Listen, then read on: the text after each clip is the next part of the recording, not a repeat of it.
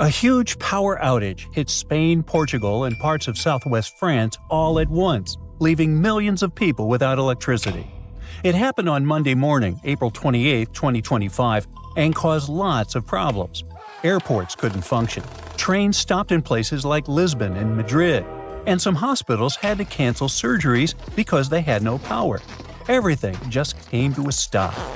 No one is sure yet what caused the blackout, but the company in charge of Portugal's electricity said it might have been something strange called induced atmospheric vibration.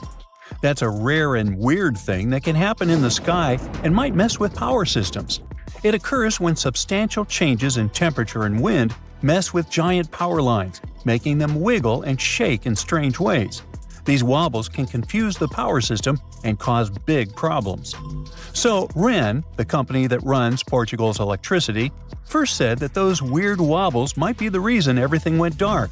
But later, they said that was not really what happened. According to REN, the real reason for the blackout was a huge voltage change, like a power surge, in Spain's power grid. At that moment, Portugal was using electricity from Spain.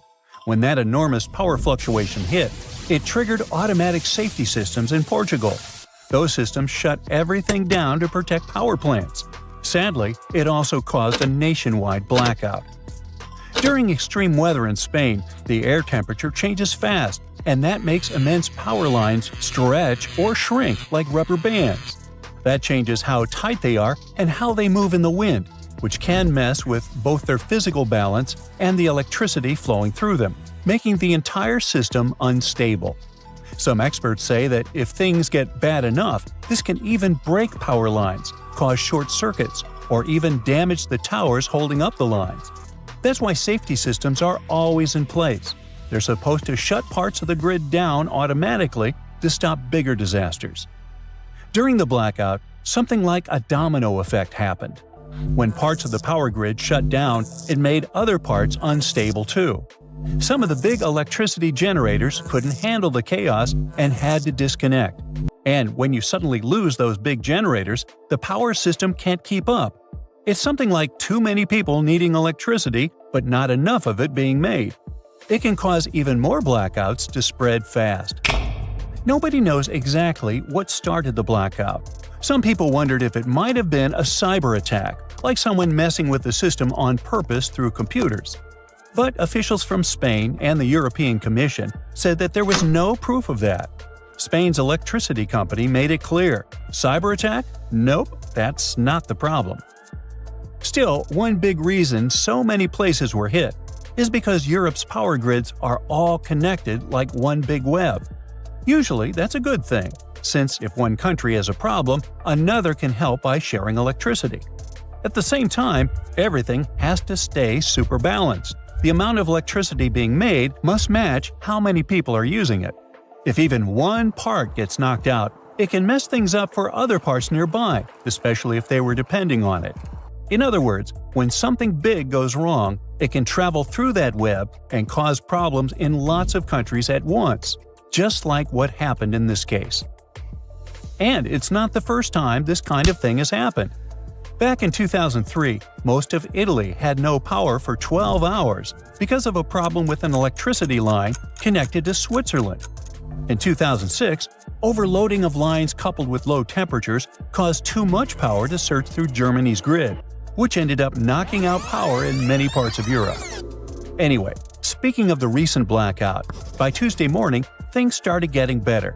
Most of the lights came back on across the Iberian Peninsula. That's Portugal and Spain.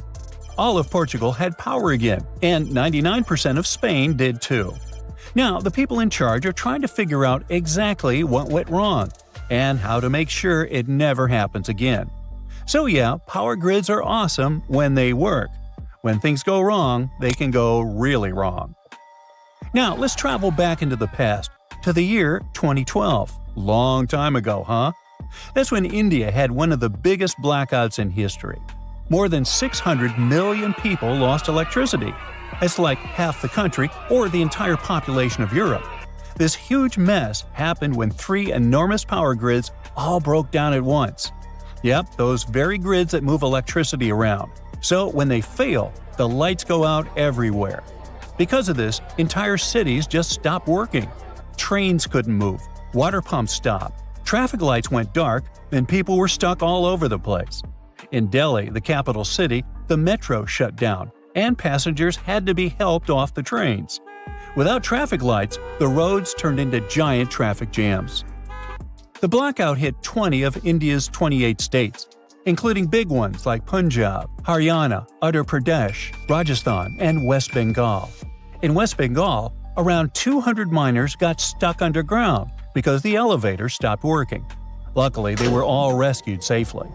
Engineers worked all night to fix things, and by the next day, they managed to get the power back on for all 3 grids.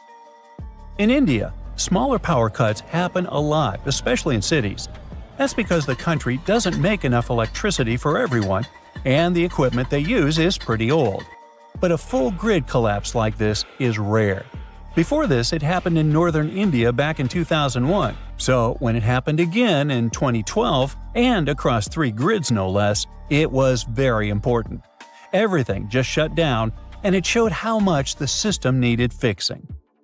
But blackouts like these happened in Europe before, too. Back in 2006, something weird happened because people in Germany got cold. It was a chilly Saturday night, and families in northern Germany turned on their heaters all at once. This sudden spike in energy use put a huge load on the power grid. To make things worse, one major power cable had been turned off for a bit so a ship could pass under it. Ooh, talk about bad timing. The grid couldn't handle everything, and it started breaking down. First, Western Germany had blackouts. Then, things started going wrong in France, where even the big French power company, EDF, couldn't keep up with demand. Before long, power was going out in Paris, its suburbs, and other parts of the country. Then the trouble spread to Italy, Spain, and Belgium, and even Morocco. Millions of homes were left without power. In France alone, about 5 million people were left in the dark. Trains stopped running, and fire crews got loads of calls from people stuck in elevators. One of the people in charge said the whole thing started falling apart like a house of cards. Country after country started pulling power from France, which only made things worse. To stop a total blackout across all of Europe, they had to shut down some electricity for a short while on purpose. Over in Italy, the lights went out in both northern and southern regions. This country often imports electricity from other places, so it got hit hard. A few years earlier, in 2003, most of Italy had gone dark during another big blackout.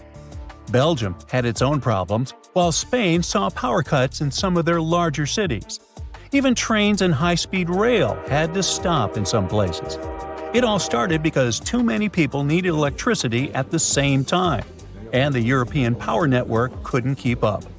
Experts later said that the whole thing showed just how badly Europe needed to update and fix its old electricity systems to stop something like this. Closing the North Sea in a nearly 400-mile-long dam may save Europe from complete disaster.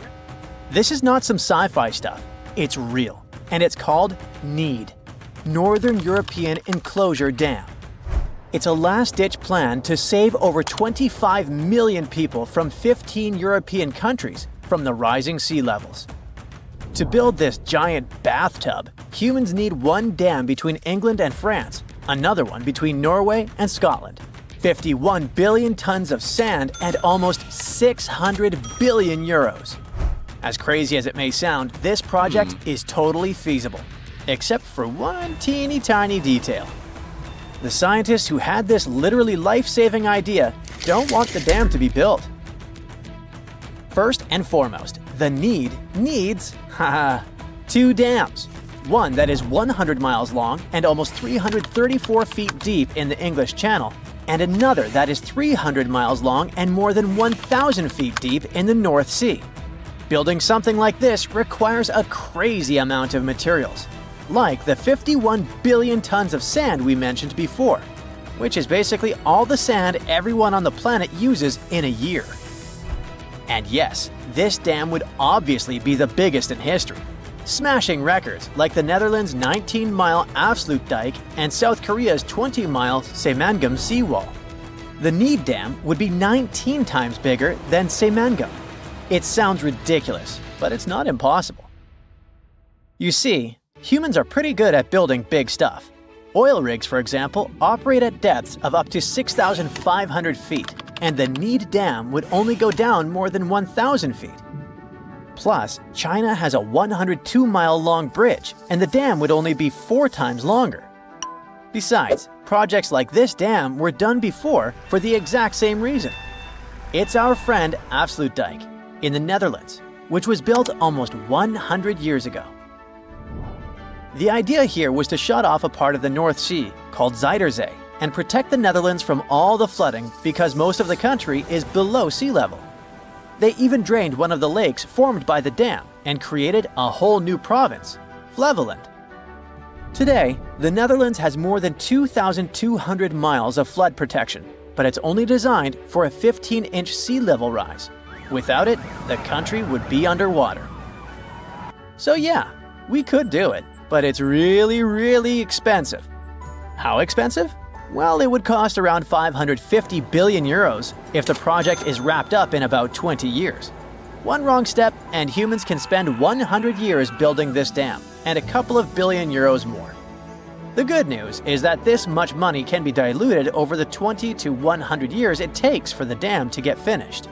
Besides, the 15 countries it would protect could share the expenses, reducing the amount to only 0.1% of the GDP of all the countries.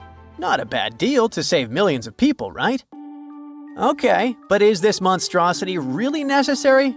Well, unfortunately, humans have managed to turn the ocean against us. This means that by 2100, the sea levels are expected to have risen between 1 to 2 feet. If we keep acting like it's none of our business, the rise can reach more than 16 feet by 2300. It may sound like a distant future, but NASA has just discovered that the ocean rose way more than they expected in 2024, which means global disaster is breathing down our necks as we speak. Let's go back to our geography classes for a moment and learn why sea levels are rising altogether. First, because land can sink. The city of Norfolk, Virginia, for example, was built inside a massive crater, and the earth there can erode and sink. Then the soil can get compacted. Because of that, the city is literally sinking into the ground, making it more vulnerable to flooding.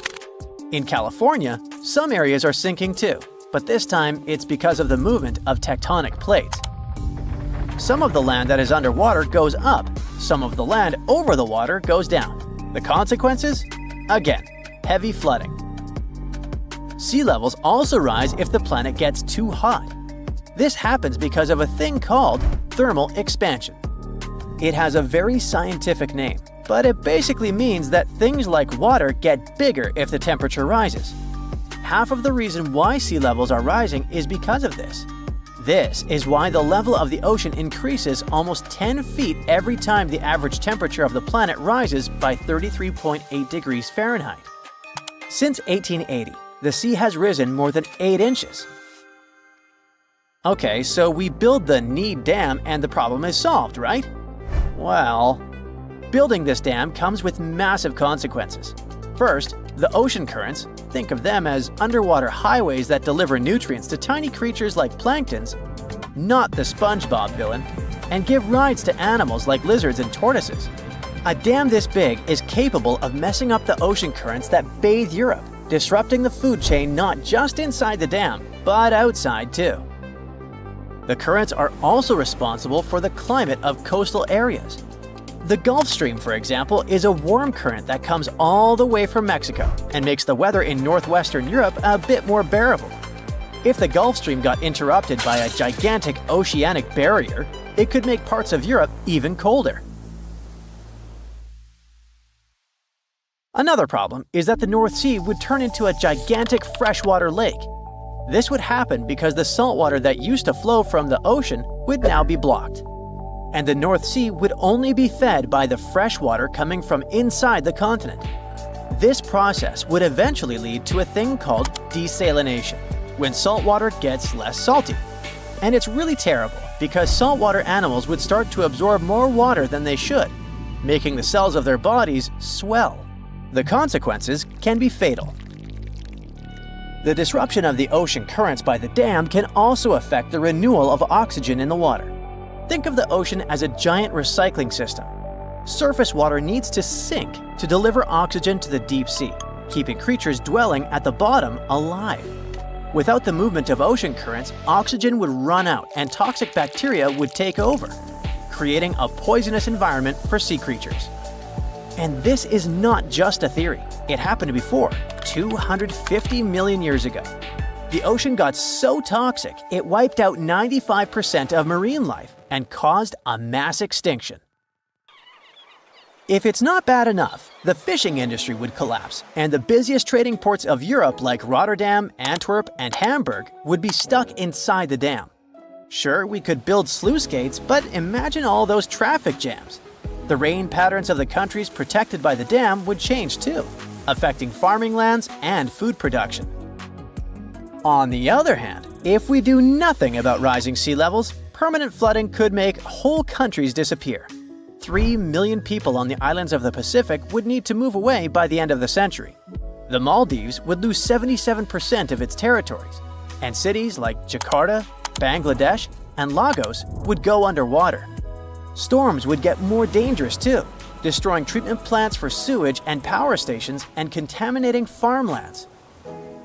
Rising salt water could also contaminate freshwater supplies, and it's not just happening in Asia and Europe.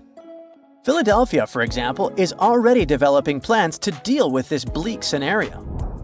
This is why the scientists who developed this big red button shaped like a dam don't want people to actually build a dam. They know how bad things can get, which is why they came up with a plan so wild it's basically the engineering version of screaming, "Hey, stop ignoring the planet!" It's a warning.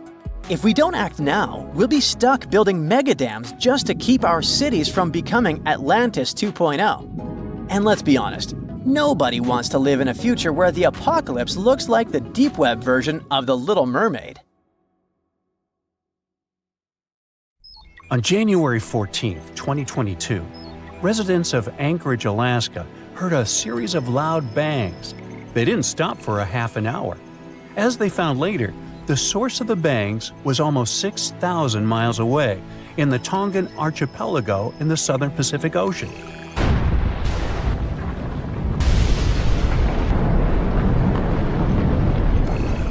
The Hunga Tonga underwater volcano abruptly woke up from its sound sleep. It last erupted at the end of December 2021 after several years of inactivity. Hunga Tonga sent a large plume of ash into the stratosphere that was seen in the capital city of Tonga, 43 miles away from the volcano. In the following days, it was emitting steam and gas to the height of 7 miles. Plus, it was letting out ash that accumulated next to it and even made the island on which it was standing increase in size. Then, it went back to sleep, and the officials even announced it was dormant. But just a couple of weeks later, it woke up again with a crazy force. It sent ash clouds 12 miles into the atmosphere. It blocked the sun in some places and rained down from the sky. The sound waves from the eruption traveled around the planet several times. People in Fiji heard a sound that reminded them of thunder. Some booms even reached Canada. Shockwaves went around the Earth 4 times in Japan and Utah, and at least twice in Massachusetts. The eruption caused tens of thousands of lightning flashes. It also triggered a mega tsunami hundreds of feet high. It caused damage to buildings and infrastructure, such as underwater cables. The extreme waves traveled all the way to the California coast, and there was an unusually high tide along the Pacific coast of Canada. Scientists studied seismic data to understand what caused such a massive eruption. Their research models showed that there was a big blast, likely because gas got trapped in rocks, like how a pressure cooker works when it's overcooked. This blast released a huge amount of energy, as much as 5 of the biggest underground nuclear tests. It all happened under a shallow part of the sea, where gas-filled rock was trapped.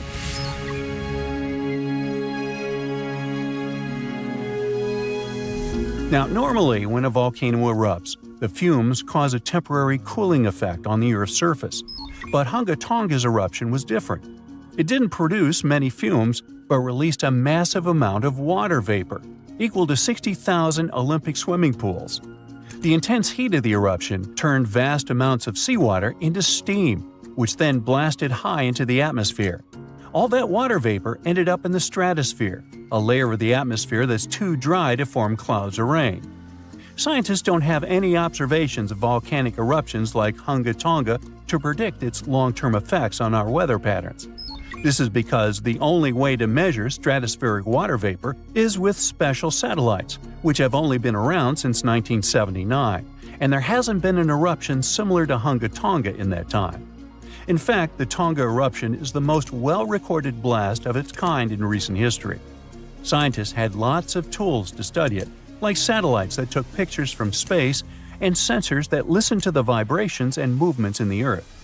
There was a similar eruption in 1991 at a volcano in the Philippines, but back then, they didn't have as many advanced tools as they do now to study it closely.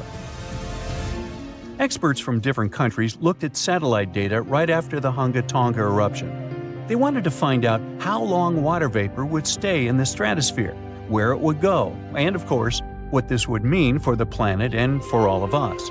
The first big result of the eruption, at least partially, was a huge hole in the stratosphere that was hanging on for several months in 2023. By the time it appeared, the water vapor had reached the polar stratosphere over Antarctica. But Hunga Tonga ended up with just a minimal effect on global average temperatures, at least for now. Let's just hope it won't repeat the story of Mount Tambora volcano in present-day Indonesia. Over 2 centuries ago, in 1815, this bad guy interrupted and caused the year without a summer. In the following year, the winter was unusually cold and wet across Europe and North America. There were also some catastrophic tsunamis, destroying homes that took 10,000 lives and 80,000 more who fell ill in the aftermath. Now, you can't miss an event like Hunga Tonga or Tambora eruption, but some underwater volcanoes are discovered by accident. A passenger on a commercial flight looked out her window above the Pacific Ocean and saw a weirdly colored patch on the water. She thought it could be an oil slick or a floating pumice raft, which is a telltale sign of a recent volcanic eruption. She decided to send a photo of this scene to a geologist. And that's how scientists found one of the largest volcanoes in the world, Havre. It's hiding about 3,000 feet below the surface. In 2012, Havre had a massive eruption that lasted about 90 days. Hot lava poured out of 14 different vents around the volcano's semicircle-shaped opening. Havre is just one of many volcanic systems covered by thousands of feet of water. These volcanoes are the most active on Earth and are part of a giant system called mid-ocean ridges that stretches around the world. This system produces about 75% of all the magma that comes out of Earth's volcanoes each year. It releases over half a cubic mile of lava. When the magma cools down, it forms the edges of new ocean plates, which are like giant puzzle pieces that make up the Earth's crust. A team of scientists studied material left on the ocean floor by volcanic eruptions from the Bronze Age. About 3,600 years ago, a volcano that was partly underwater in the southern Aegean Sea woke up with a bang. This eruption destroyed the island of Santorini and sent massive amounts of ash, rocks, and gases into the air. It left behind thick layers of ash and rock that settled in piles on the ocean floor. Scientists have been studying the ancient Santorini eruption for several years to figure out what happens during such massive ones. Their research helps explain how future volcanic eruptions could affect the weather on our planet. The study also helps scientists understand the strength of the eruptions, how high the eruption columns might go, and the sizes of the waves that form when all that ash and rock settles into terraces on the ocean floor. This information will help predict the dangers of future eruptions. Now, when a volcano erupts, the last place you want to be is inside it. But scientists did it for you. Well, kinda. They produced a smart new imaging technique that uses the best ideas from medical imaging and optical telescopes. Matrix imaging, that's what it's called, makes it easier to understand what's happening underground, even when there aren't many sensors available. These sensors, called geophones, detect and record the movement of seismic waves, which are vibrations that travel through the Earth. By studying these waves, scientists can learn about the distinct types of rocks and how they are arranged beneath the surface. The researchers test their method on a volcano in Guadalupe in the Caribbean Sea. There aren't so many geophones on this site, but the scientists combined the data from multiple geophones thanks to this new tech. They used a special trick called the memory effect to reverse the distortions that happen when seismic waves bounce off different underground materials and figure out what the original signals look like. The researchers could clearly see the structure inside the volcano down to a depth of about 6 miles, with incredibly detailed images in a resolution of over 300 feet. They found out that there are many layers of magma stored underground. These layers are connected to other deep parts of the Earth. Knowing about these layers and how they work could help scientists make better guesses about when a volcano might erupt. If they can do that, they might be able to warn people earlier and keep them safe from dangerous eruptions. A tsunami can travel unnoticed in the deep waters at the speed of 500 miles per hour, crossing an ocean in less than a day. When it approaches land, a tsunami will slow to about 20 miles an hour and begin to grow in height. Most of these waves are less than 10 feet high when they hit land, but they can reach more than 100 feet high, about 2 times as tall as the Hollywood sign. When a tsunami comes ashore, areas less than 25 feet above sea level and within a mile of the sea are in the greatest danger. But sometimes, tsunamis can go 10 miles inland. If you're by the coast and feel a strong earthquake, especially one that lasts for more than 20 seconds, that could be a major red flag that a tsunami is on the way. Keep an eye out for sudden changes in the sea level. If the water suddenly recedes way further back than usual, exposing normally submerged areas, that's a sign that a tsunami might be on its way. Plus, if you hear a roaring sound coming from the ocean, like a freight train or a jet engine, that's another ominous sign. And pay attention to any unusual animal behavior. Animals have been known to sense danger before humans did, so if you see birds or marine life acting strangely, it's time to take notice. If you receive an official tsunami warning from authorities, whether through sirens, radio, TV, or mobile alerts, don't ignore it. Take immediate action. If you're in a tsunami-prone zone and experience an earthquake, don't even wait for official warnings. As soon as it's safe to move after the shaking stops, head to the nearest elevated area promptly to ensure your safety.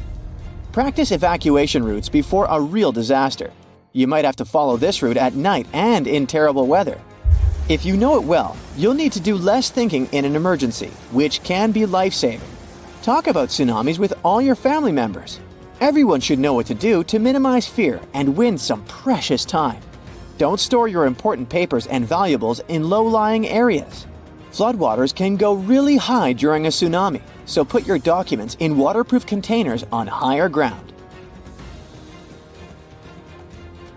After an earthquake, bridges and roads often get damaged or become blocked.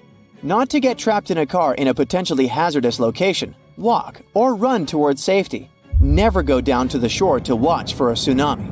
If you can see the wave, it means you're too close to outrun it. Most tsunami-prone areas have signs indicating evacuation routes.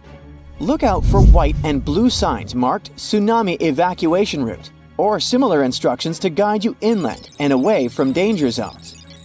In urgent situations where evacuation isn't possible, seek refuge on the 3rd floor or higher in a sturdy building.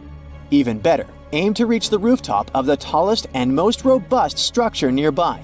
It's better than being exposed.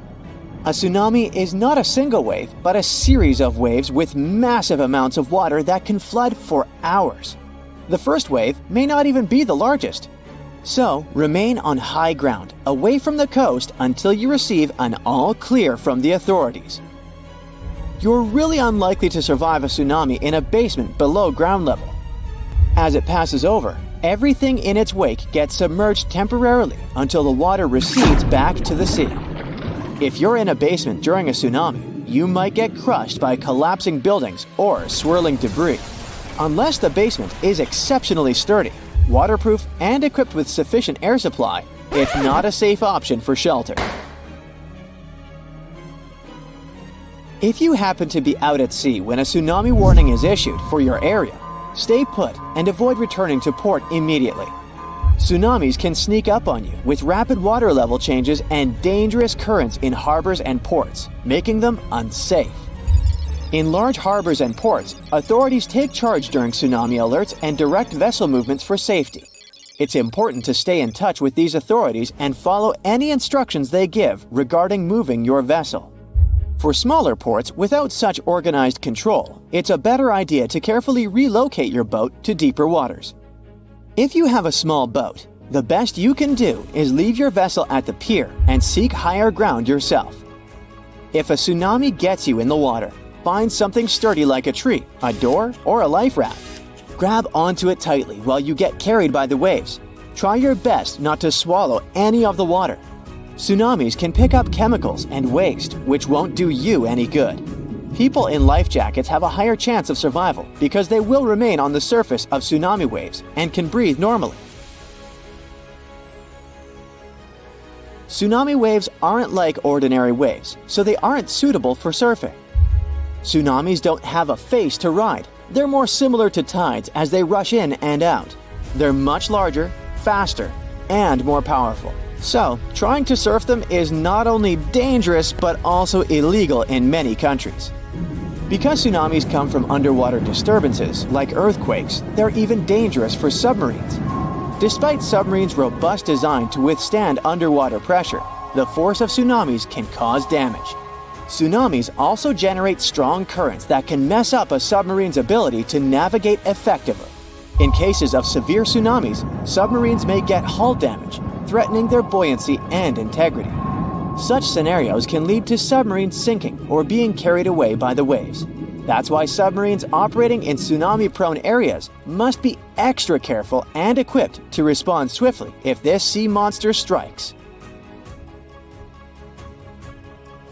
Scientists still can't predict tsunamis, but they can use their expertise in seismology and historical tsunami data to identify earthquakes likely to trigger tsunamis and issue warnings. They gather crucial data from seismic and water level networks worldwide, which enables them to swiftly assess earthquake characteristics such as magnitude, location, and depth. Utilizing this information, they determine whether an earthquake has the potential to generate a tsunami and decide on issuing tsunami advisories. For regions like the US and Canada, warning center scientists can typically issue preliminary messages within 5 minutes of an earthquake. These messages include alert levels, earthquake details, threat evaluations, anticipated wave arrival times, recommended actions, and potential impacts. On the 26th of December 2004, early in the morning, an enormous earthquake shook up the ocean floor near the Indonesian island of Sumatra. This seismic event unleashed a monstrous series of waves, tsunamis, that spread out across the Indian Ocean, reaching as far as East Africa over the next 7 hours. These waves were towering walls of water, some reaching a height of over 30 feet. When they slammed into the coastlines of countries like Indonesia, Sri Lanka, India, Maldives, and Thailand, the devastation was catastrophic. Over 200,000 people lost their lives in this most devastating tsunami on record. And it wasn't just the immediate impact. Long-term consequences hit hard too. Villages, resorts, farmlands, and fishing areas were destroyed or submerged in salt water along with debris. Japan is one of the most earthquake-prone countries in the world because it's located on top of 4 converging tectonic plates that constantly interact with each other. After a terrible tsunami in 2011, the country started a colossal project dubbed the Great Wall of Japan. With a jaw-dropping price tag of around $13 billion, this wall goes from the north to the south of the country. The goal is to safeguard coastal towns from future tsunamis, buying its people precious time to save themselves. Some locals worry that this towering structure will sever their deep-rooted ties with the sea. They fear losing touch with the ocean's rhythms and cues, which are crucial for spotting upcoming disasters.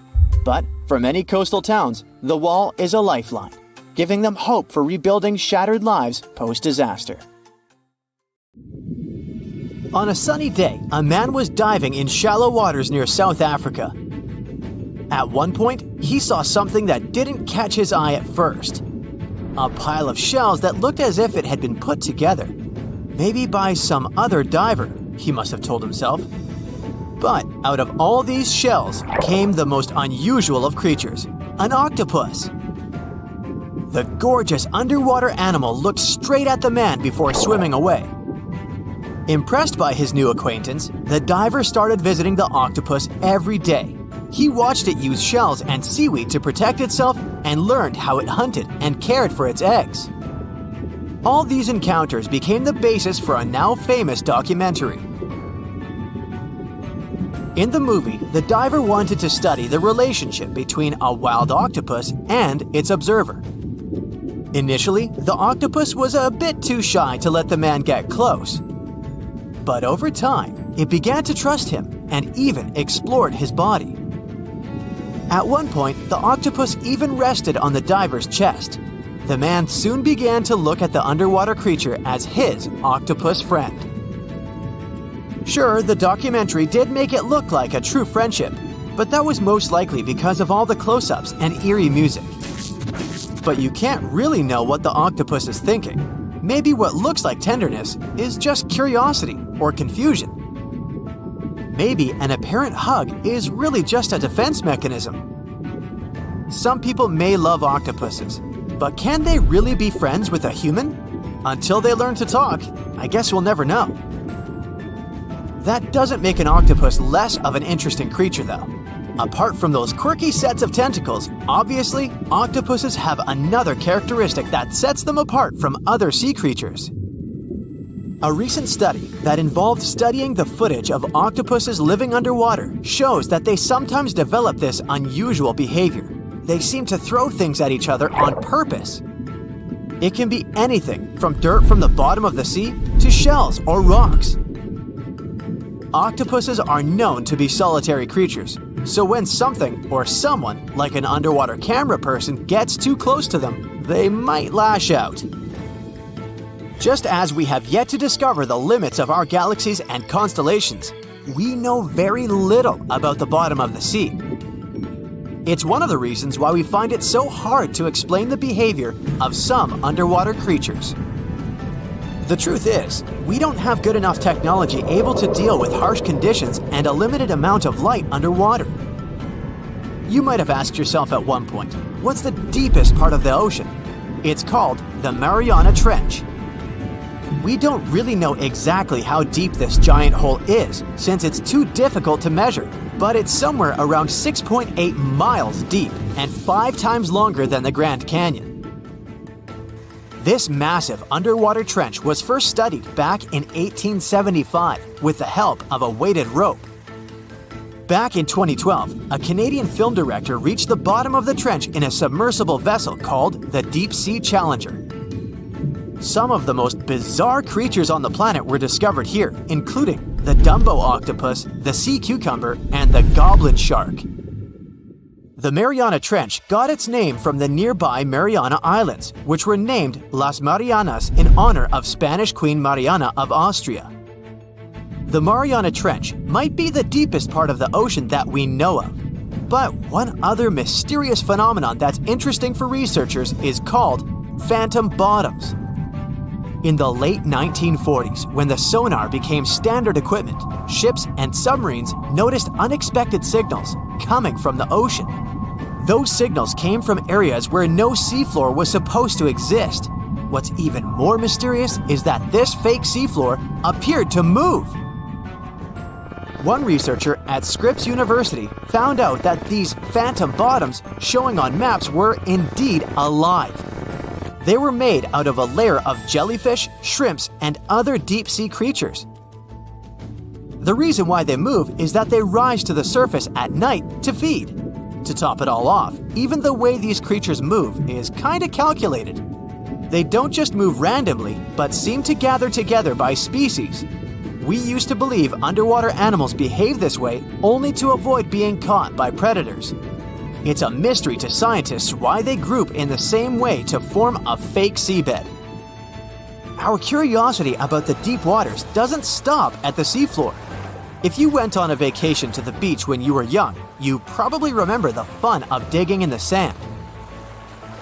As the hole got deeper, you may have asked yourself, could I dig all the way to the other side of the earth? None of us have ever found out. Our parents took us home when it got dark and chilly. Scientists are more reasonable when it comes to this subject. For starters, they know the best place to start digging would be underwater, since those regions are already deeper than what we can find on land. They also do not have the ambition to drill a tunnel through Earth. It's not even possible. That's mostly because of the extreme heat and pressure inside our planet. Even if we could technically dig a tunnel, it would not be safe to travel through it. However, reaching the mantle and retrieving a sample would be a huge scientific achievement, similar to landing on the moon.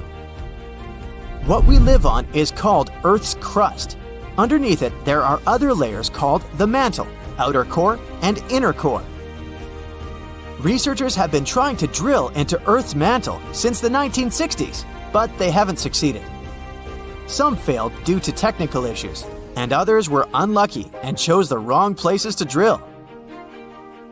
Our planet's mantle is made of molten rock. Wouldn't that be dangerous if we ever reached it? Scientists say we have nothing to worry about, though. If and when the drillers eventually pierce through the crust underwater, hot molten rock won't pop up the hole and spill onto the seafloor like it would during a volcanic eruption. Mantle rocks aren't solid, sure, but they move slowly, at the same speed as your fingernails grow. Another of those famous deep-sea mysteries is that of the 1997 bloop. You heard that right. I'm talking about a weird sound that seemed to come from deep under the waves.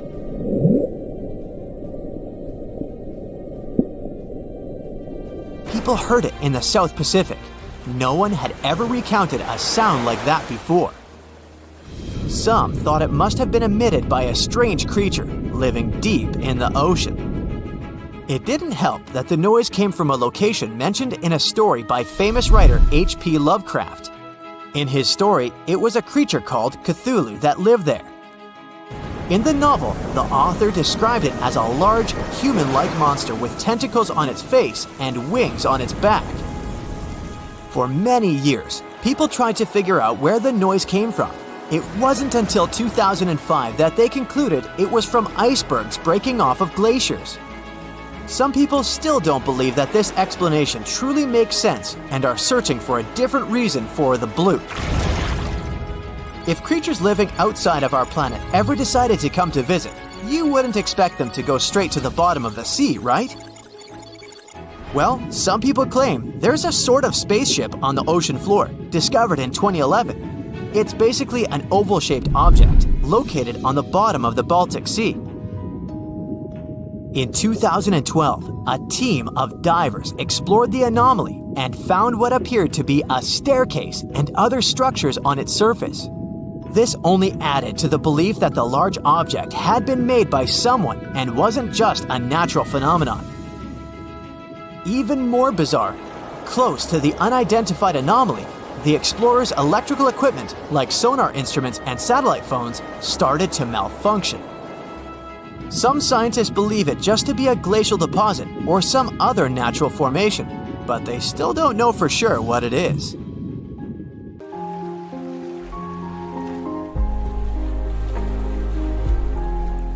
People living in Hawaii need to make at least twice the average salary in the rest of the US to live comfortably.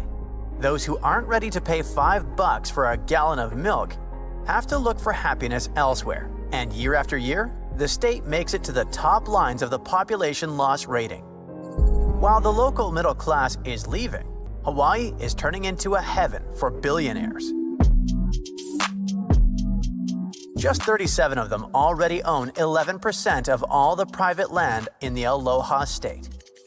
Larry Ellison, co-founder of the Oracle Corporation, bought 98% of the island of Lanai, including the grocery store, the only gas station, and the community newspaper, all for a nifty sum of $300 million. This makes him the boss and landlord of everyone on the island.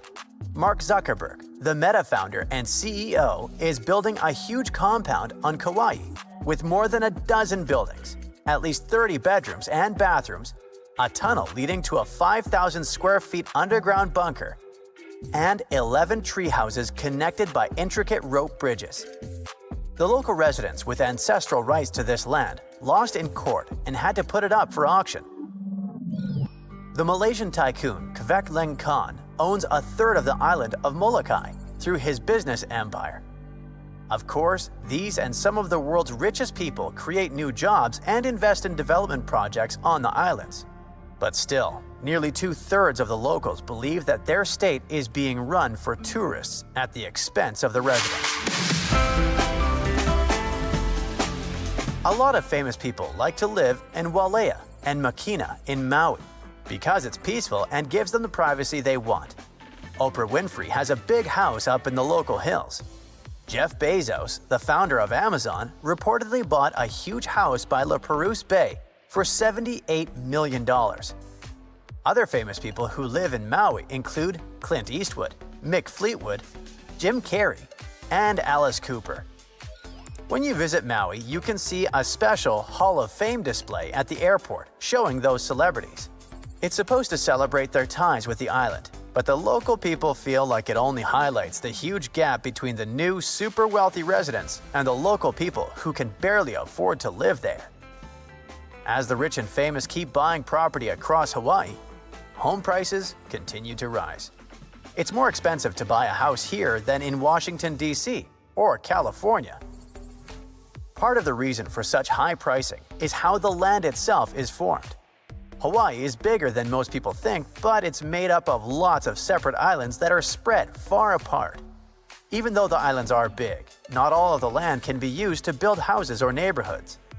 Unlike most of the US, which has a lot of flat land and gentle hills, much of Hawaii is made up of steep, rocky mountains and rough terrain. This kind of land is very hard to build on or live on. Because of this, most of the people on Hawaii, about 1 million of them, live on the island called Oahu. The other islands, like the Big Island, have far fewer people. There isn't enough land for everyone, and that makes it hard for people who have lived in Hawaii their whole lives to afford a place to live. Tourism makes up 21% of the state's economy. Most of the visitors come from the United States and Japan. Tourists bring in tons of money, but there's a problem. Depending too much on tourism can be risky for Hawaii. In the recent years, because of we all know what happened, a health rule called the Conditional Sail Order stopped cruise ships from coming to Hawaii for health safety reasons. Many other tourist activities, like visiting beaches or attending events, were also shut down. With fewer visitors, Hawaii earned a lot less money, which hurt the economy. To avoid this problem in the future, Hawaii has been trying to make money in other ways besides tourism. One idea is to invest more in fishing, but this hasn't been easy. At some point, there was too much fishing going on here, and now Hawaii has to bring in 63% of its seafood from other places instead of catching it nearby. There are farms here that grow pineapples, macadamia nuts, coffee, and produce milk. But now, farming isn't as important as it was 100 years ago. Probably one of the reasons is that it's more profitable to sell the land for houses or hotels than to use it for farming. This change made Hawaii even more dependent on tourism and made living in the Aloha State so very pricey.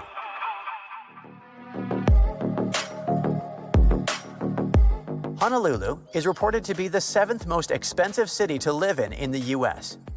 A family of 4 spends around $8,000 a month here, and a single adult will have to pay, on average, $2,500. Food alone costs around $500 a person for 1 month. Most of the food in Hawaii, about 85 to 90%, comes from faraway places. Since it has to travel more than 2,500 miles to get there, around 1/3 of all the food spoils along the way, especially because Hawaii is warm and humid. This waste makes things more expensive because stores know they'll lose some of their products and charge more to cover their losses. There aren't as many stores competing with each other. If stores don't compete, they have no reason to lower their prices. On top of that, they have to pay a lot for things like rent and electricity, so they raise their prices to make up for those costs. Speaking of electricity, an average bill is around $200, which is almost 90% higher than the national average. Yep, the Aloha State has the highest energy costs in the country. And perhaps that's why people in Hawaii use the least amount of electricity compared to other states. But their bills are still much higher. The main reason is the price per unit of electricity, called a kilowatt hour. 1 unit of electricity costs almost 40 cents. To compare, Utah has the cheapest rate at just 10.91 cents.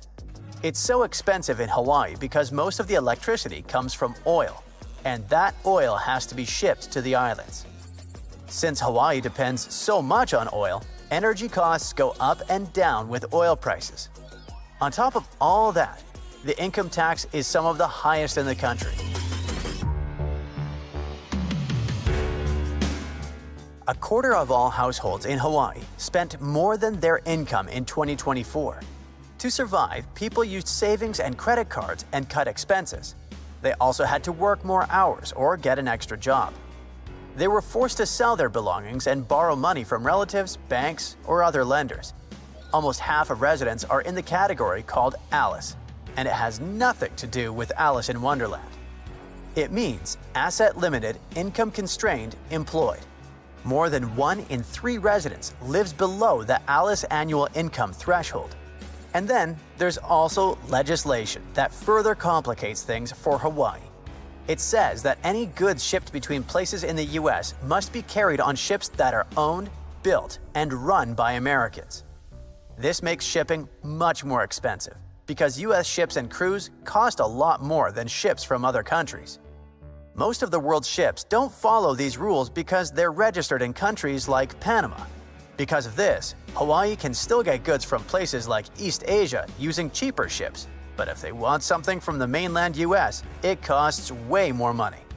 In fact, this law costs Hawaii over $1 billion every year. This law also makes it really hard for Hawaii to grow businesses because everything is so expensive. The cost of insurance is also going up. This is because the islands are hit by natural disasters like hurricanes and storms more often now. All of this adds up to making life in Hawaii even more expensive. But even despite all that, the state steadily lands high in studies on well-being. Even people who can barely afford a living are mostly happier, or at least less unhappy in Hawaii than in other states. I guess the strong community support, a clean and fantastically beautiful environment, and the ability to have beach parties all year round make up for many hardships.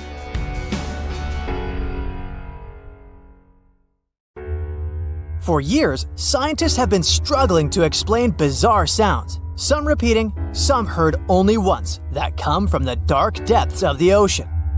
From bewildering hums to worrying bloops, the water transmits outlandish acoustic phenomena. One of these mysterious noises got named the upsweep. For the first time, this long train of sounds was registered in 1991 in the Pacific Ocean. One of the most unusual things about this signal is that it keeps changing, as if trying to confuse researchers even more. Like some unearthly howl, it varies from high to low frequencies and then back again, and you can hear it better in the spring and fall than in the winter and summer. Why the upsweep? It's simple. The sound travels from the bottom of the ocean towards its surface, as if sweeping up. Scientists do have a theory explaining this phenomenon: the activity of undersea volcanoes. Hot lava pouring into ice-cold ocean water could theoretically create such noises, but there's no proof found yet. Plus, the sound has been declining since 1991, even though it can still be detected. The bloop is the name given to an ultra-low frequency and incredibly powerful underwater sound that was recorded in 1997 by the U.S. National Oceanic and Atmospheric Administration. The bloop continued for approximately 1 minute. Having started from a low rumble, it gradually rose in frequency. It also kinda mimicked the noise created by marine animals, but its volume was so great that no living creature known to science could have made it. When the bloop occurred, underwater microphones managed to record it from a distance of 3,000 miles away. Rumor has it that the noise might have something to do with the fictional half-octopus monster Cthulhu, or some other colossal deep-water creature. But if you don't believe in monsters, science has another explanation: iceberg fracturing. The thing is that ice quakes recorded in the Scotia Sea resemble the mysterious bloop a bit too much for it to be a coincidence. The whistle resembles this annoying sound when a kettle of boiling water is telling you it's time to make a cup of tea. But even though it may not be as blood-curdling as some other bizarre ocean sounds, it doesn't make it any less mysterious. Plus, the whistle is very elusive. In 1997, only one underwater microphone was able to pick it up, and therefore, researchers didn't manage to pinpoint the source of the noise. The most likely cause of the sound is an eruption of one of the submarine volcanoes. Have you ever heard of Julia? No, not your neighbor. I'm talking about this otherworldly sound. Listen to it. It was recorded in 1999 by the U.S. National Oceanic and Atmospheric Administration.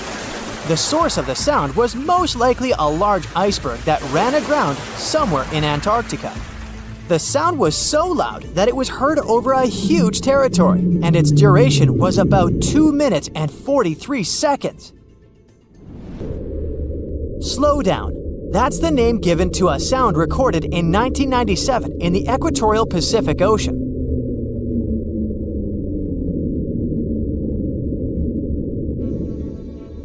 The sound was called this way because it slowly decreased in frequency over 7 minutes or so.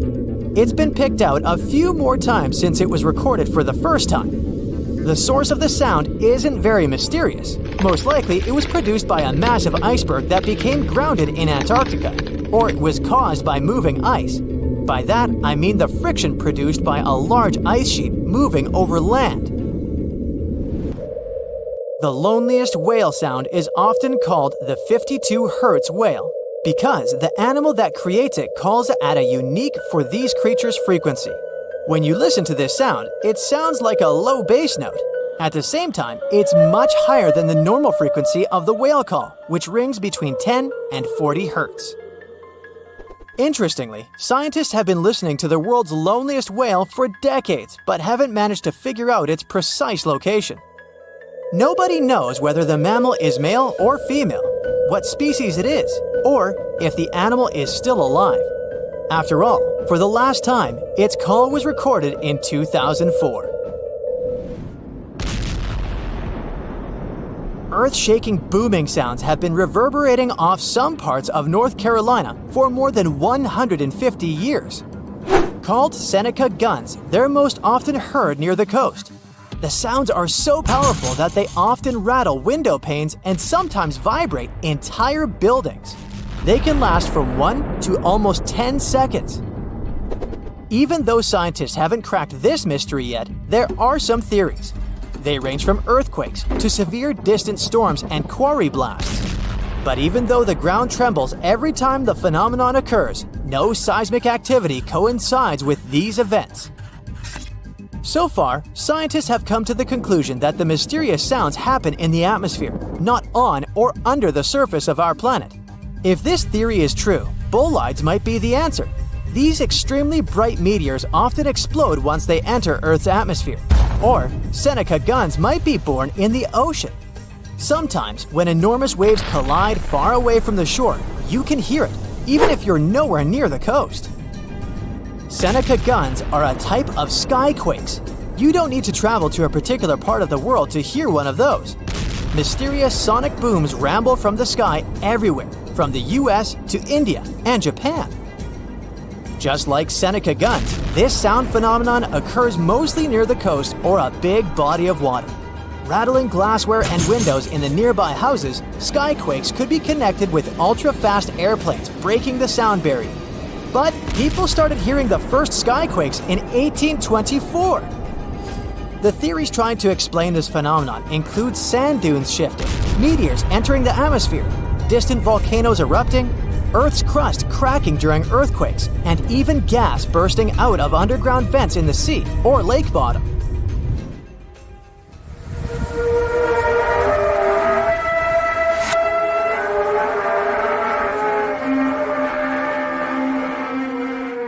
In different countries all over the world, people get paralyzed with fear after hearing otherworldly trumpet sounds that seem to be coming from the sky. The inhabitants of the US, Canada, Australia, Germany, and the Philippines have already heard this hair-raising noise since it was first recorded in 2008. These sounds are sometimes called the sound of apocalypse. And although until recently, nobody could understand the origin of the sounds, NASA claims that there is nothing to be afraid of. The noise can be coming from our own planet. Usually, it's quiet and thus inaudible to the human ear. But when it gets louder, the outcome is the very trumpet sounds that scare people all over the world. Bristol hum started in the 1970s when hundreds of Bristol inhabitants began to talk about a bizarre noise audible only at night. The noise was a low-level hum, and nobody could identify or trace the source of the sound. But the strangest thing about the noise was that one day, it stopped as abruptly as it started. But not before people in other towns across Britain reported hearing similar sounds. Some time ago, the mysterious sound returned. In 2015, a group of French scientists claimed that they had solved the mystery of the Bristol hum. They stated that the culprit was ocean waves that made the ocean floor vibrate. But while it was all good and well, it didn't explain why the sound was around for only several years or why it chose to return. If you ever come to the town of Taos in New Mexico, don't let another strange and unexplained phenomenon send you running for the hills. This phenomenon is a faint, low-frequency hum ringing in the desert air and grating on your nerves. Even stranger, only 2% of people who live in Taos hear this noise. But for those who do, it's unstoppable torture. On top of that, everyone describes the sound in a different way, from a quiet whir to an eerie hum or even persistent buzz. And while some people believe that the Taos hum is the result of unusual acoustics, the others suspect a bad case of mass hysteria. No one has located the origin of the hum yet.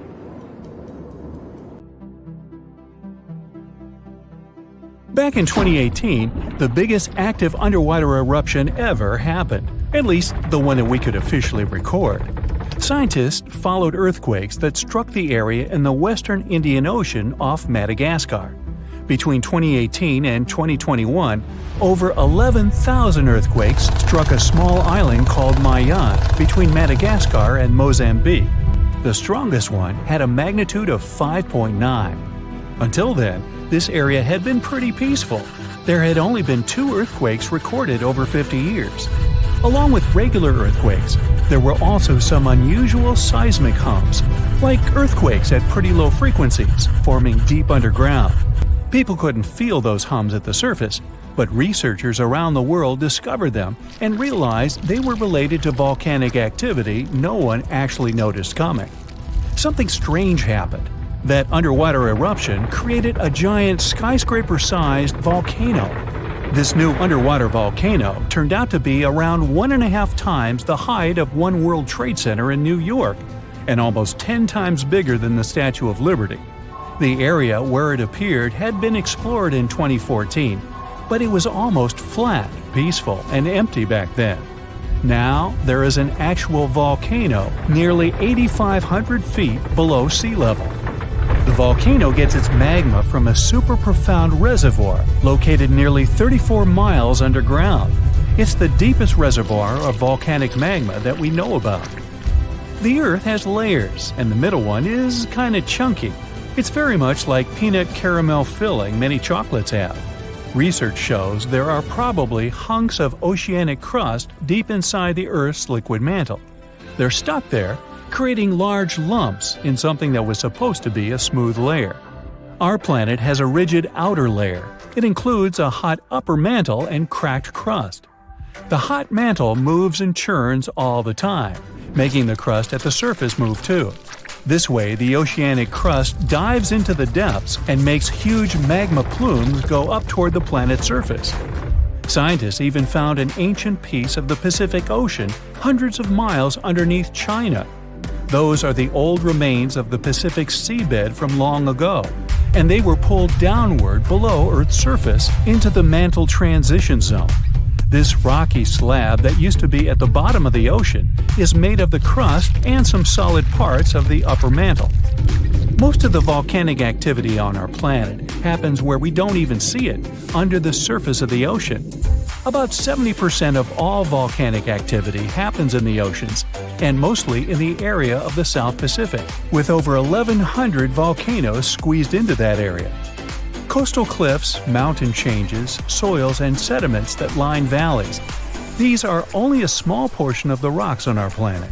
Oceans hide so much more deep down below the Earth's surface. In between the Earth's surface and its core is the mantle. It's a warm, thick layer of rock that moves and flows constantly. Some hundreds of miles below, there's a place where diamonds grow.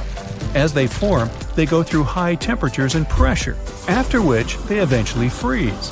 That way, when they arrive at the surface, scientists can explore their structure, find out how they formed, and understand better what's going on in the depths of our planet. Thanks to diamonds, they realized the mantle was very wet, and it possibly contained much more water than all the oceans on Earth. Our planet is eating up its own oceans. As its tectonic plates move, dive, and go beneath one another, they drag huge amounts of water into the Earth's interior. The water beneath the surface of our planet can help with developing magma and lubricate faults, which actually makes earthquakes more likely to happen. Water is actually stored in the minerals. It gets incorporated into the planet's crust when new oceanic plates form. They go through the process of bending and cracking as they grind under other plates, and huge amounts of water then go deep into the crust and mantle. Scientists research an area that's 18 miles under the surface. They realize these zones pull 3 billion teragrams, which is more than 2 billion pounds. Any ocean is like a whole new world. There are incredible sceneries below the surface, magnificent waterfalls, lakes, and rivers. There are thick layers of salt beneath the seafloor, and rivers and lakes form because seawater goes through those layers and dissolves them, creating something that resembles pools. The dissolved salt makes the surrounding water denser. That water then settles there, which eventually forms underwater lakes or rivers. But there are also mountain chains, trenches, canyons. There's a canyon in the Bering Sea with more than 8,500 feet of vertical relief.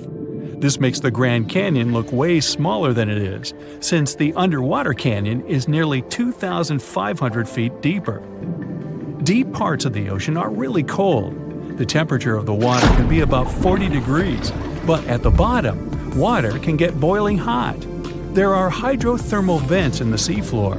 Those are the hot springs located at the edges of tectonic plates. The water they release can reach a temperature of up to 750 degrees Fahrenheit, but the pressure at such depths is very intense. So intense, no human being can handle it. Still, it's the pressure that keeps the water from boiling. Ocean depth is on average 2.3 miles. Light waves can still enter at 3,280 feet, even though it's in a very small amount. So all the mysteries hidden below that point remain in total darkness. The actual illuminated part of the ocean goes until 600 feet. Even though the sun gives us light, most of our planet is dark all the time. It's all because of the oceans, covering over 70% of our planet. The loudest sound that came from an ocean, and of the loudest sounds ever recorded, came from an ice quake. It was so loud, researchers picked it up by sensors more than 3,000 miles away. There was a seismic activity that made frozen ground break down. The Antarctic ice sheet is bigger than the continental part of the United States and Mexico together. A big iceberg from Antarctica holds over 20 billion gallons of water, which could make a 5-year water supply for 1 million people.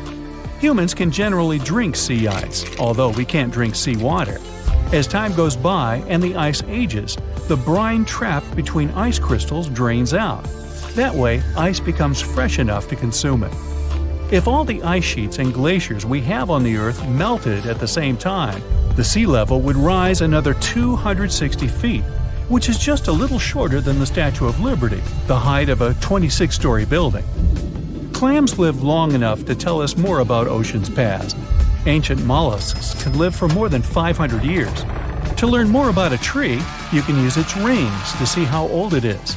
To learn how old a mollusk is, you can examine its rings within the shell and tell.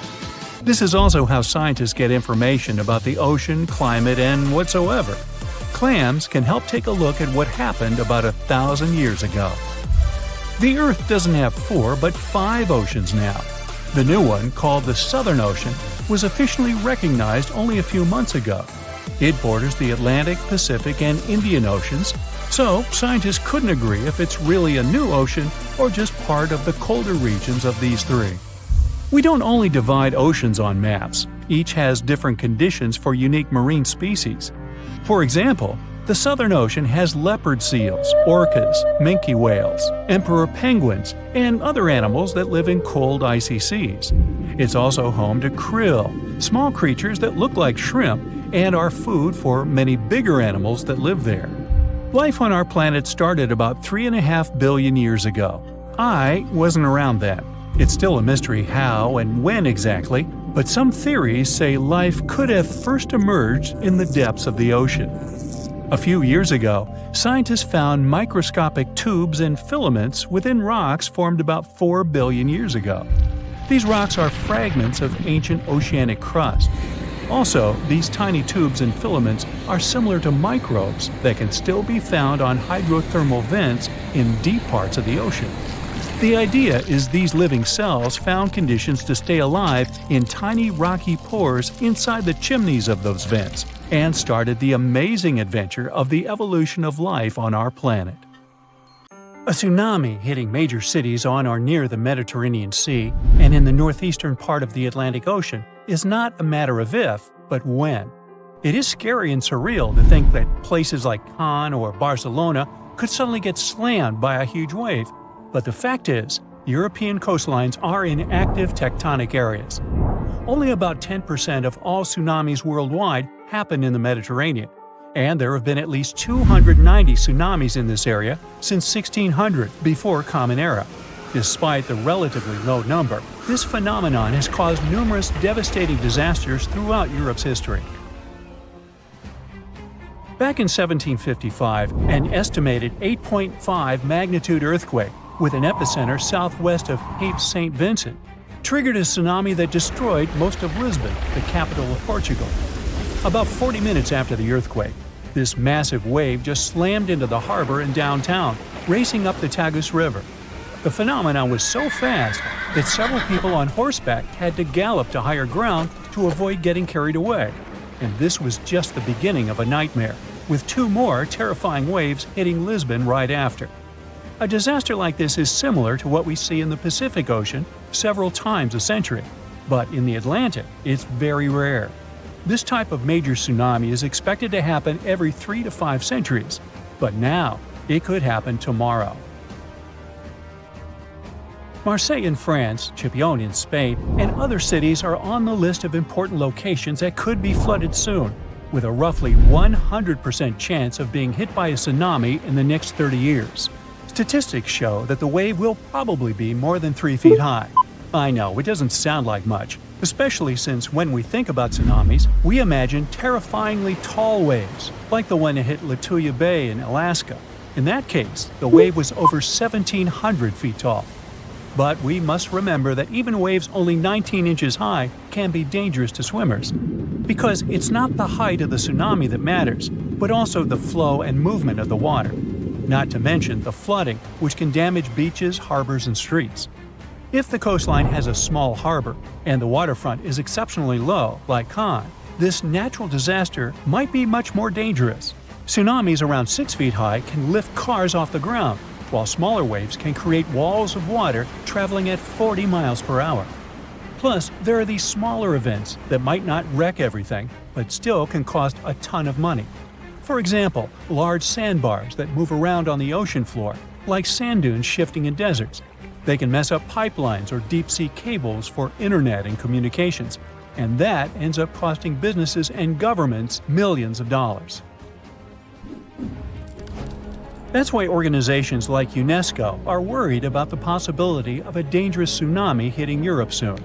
So they're doing everything they can to prevent apocalyptic scenarios, like what happened in 2004 when an earthquake off the coast of Sumatra, Indonesia, caused waves over 100 feet high in coastal communities, resulting in over 200,000 lives lost. And let's not forget about 2011, when an earthquake off the coast of Tohoku, Japan, triggered a tsunami that reached about 6 miles inland and caused a major nuclear accident at a power station along the coast. Over 16,000 people lost their lives in that tragedy, and the event resulted in billions of dollars in infrastructure damage. These disasters were huge wake-up calls, and we've come a long way since 2004. We're much safer today, largely because the tsunami warning system is highly effective at quickly detecting this dangerous situation. Unlike many other natural phenomena, a tsunami can be anticipated. We may only have a few minutes to act, but if we all know what to do, many lives can be saved. And in most parts of the world, sirens are commonly used to alert people to tsunamis. To sound the siren as early as possible, initial tsunami alerts usually rely only on seismic data. First, specialists receive information about an earthquake. Seismic waves travel about 100 times faster than tsunamis, so they have enough time to analyze the data and see if the earthquake might have generated a tsunami and whether they should issue an initial tsunami alert. At U.S. warning centers, for example, scientists typically issue initial alerts within 5 minutes of an earthquake. If a tsunami is suspected, these alerts may also include information about wave arrival times, recommended actions, and potential impacts.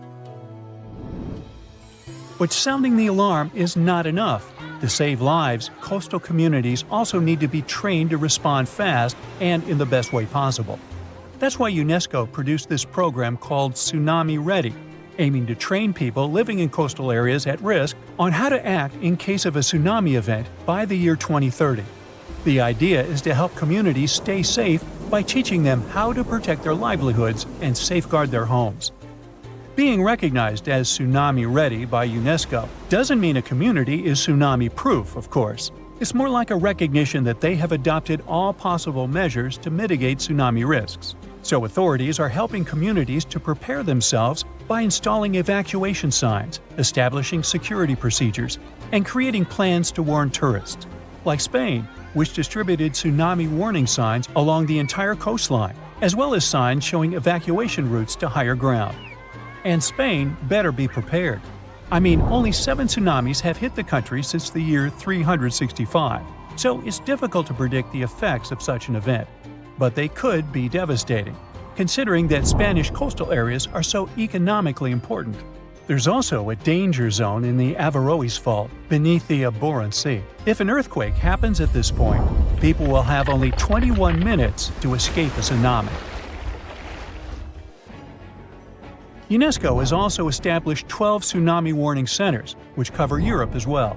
This initiative involves 5 centers located in the Mediterranean and Northeast Atlantic regions. These centers can save thousands of lives because they monitor ocean disturbances 24/7. Then, after analyzing the threat, they send out messages based on the event's potential to cause a tsunami. The intensity scale ranges from no effect to completely devastating. And by that, they understand that nearly all brick buildings could be demolished by waves, and even the most reinforced concrete structures could suffer heavy damage. Now, so far, we have mostly talked about tsunamis caused by earthquakes along converging tectonic plate boundaries. In fact, earthquakes have accounted for over 80% of tsunamis since 1900. But tsunamis can also result from landslides, volcanic eruptions, and even meteorite impacts. Experts are also worried that with the current changes in climate, we might see more of meteotsunamis popping up in the Mediterranean.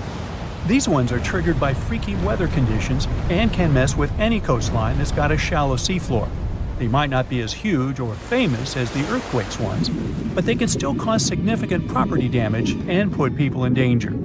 For instance, in 2006, a meteor tsunami struck the harbor of Ciutadella on the Spanish island of Menorca. Yachts were tossed into each other and later stranded on the harbor floor as the water receded, resulting in tens of millions of euros in damage. Unfortunately, meteor tsunamis in the Mediterranean tend to be stronger during summer, so if you're planning to spend your vacation in Europe, stay alert for any signs of dangerous waves. If you suddenly encounter a tsunami moving in your direction, remember this is the time to react. Move to higher ground as far inland as possible. Pay special attention to any emergency alerts and information, and follow the guidance of local authorities. Most importantly, do not wait around taking photos. Leave the area as soon as you notice any signs of this danger event or if you hear an official tsunami warning. Hey, stay safe. A 4-story wall of water that only rises once in 1,300 years was recorded off the west coast of Canada. Some people blame waves like this for disappearances in the Bermuda Triangle. Rogue waves can get strong enough to sink container ships and oil rigs. The Canadian water monster didn't hurt anyone, but it did become a sensation. And it looks like we're about to see even higher and more powerful rogue waves in the future. The team of Marine Labs, the company that operates the buoy that got caught in the Euclid wave, couldn't believe the data they saw. A huge force came out of the blue, pulled the buoy down, and then set it up to a peak before taking it even deeper. They thought it must be a rogue wave, so they sent the data to a scientist at the University of Victoria who specializes in these beauties. They analyzed the data and confirmed it was indeed not a technical mistake. The wave officially became the most extreme rogue wave ever officially recorded, as it was 3 times the height of waves around it. Scientists have reported seeing giant waves coming out of the blue for centuries, but no one really believed them. Back in 1826, a French scientist and naval officer was crossing the Indian Ocean on his ship, the Astrolabe. They got in a terrible storm and saw several waves over 98 feet tall. It's almost as tall as a 10-story building. The crew lost one of its members, but the 4 of them, including the captain, made it to land and shared what they saw. But back then, scientists were sure waves couldn't be taller than 30 feet. Everyone took their story as a tall tale. Pun intentional. Over a century later, a cargo ship, the MS München, mysteriously disappeared. People believed it to be unsinkable, just like the Titanic, so it was a real shock that all that was left of it was one lifeboat. When experts analyzed the damage, they concluded that it must have been hit by a wave that was around 65 feet high. Witnesses shared many other stories of giant waves coming out of nowhere, but scientists officially recognized the first rogue wave only in 1995. It went down in history as the Doppler wave, or the New Year's wave. This monster on the North Sea that was 84 feet tall hit the Norwegian gas platform Doppler on New Year's Day. It was twice larger than the wave surrounding it. The rig was built to withstand waves up to 64 feet tall and had the most advanced sensors for its time. The wave wasn't like any other type of wave they'd studied before. So they had to admit rogue waves were real and gave them an official definition. It's a wave more than twice as tall as others around it. It can pop up lightning fast in a stormy sea, or show up out of nowhere in calm waters. These waves have steep sides and a deep trough below, and look like a wall of water rising out of the sea. They're so intense that they can even swallow up rescue helicopters trying to do their job. In 2007, America's National Oceanic and Atmospheric Administration made a list of 50 historical maritime tragedies that were most likely caused by rogue waves. Some of the events on the list happened not in the open water, but in lakes. Lake Superior has something that's got the name Three Sisters. It is a series of 3 large waves, one after another. The second wave covers the ship's decks before the first one is gone. The third wave jumps in and adds extra water. These 3 sisters overload the ship. There's a theory that this phenomenon took down the freighter Edmund Fitzgerald in 1975. There are 2 main theories trying to explain how rogue waves happen. First, we've got the linear addition theory. Imagine waves cruising through the ocean at their own speeds. When these waves cross paths, they team up and become stronger to turn into a rogue wave. Then there's the nonlinear focusing theory.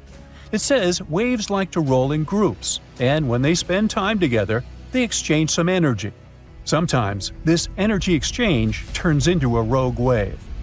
To predict the formation of these freaky waves, scientists would need an innovative radar system to keep a constant eye on the waves near a boat. They'd collect all the data and put in a math model that would create a real-time picture of what the ocean surface looks like at that very moment. This model would need to do new calculations of the surface situation every 5 minutes. It would let the crew know if there were any extreme waves coming up in the next several minutes. Such a system doesn't exist yet, but there is a huge progress in this direction.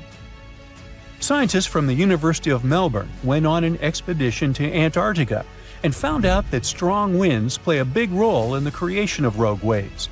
It looks like they're caused by a mix of strong winds and the random way waves move and interact with each other. This idea was tested in labs before, but now they've proven it happens in real oceans too. To study these waves, the scientists use special 3D cameras.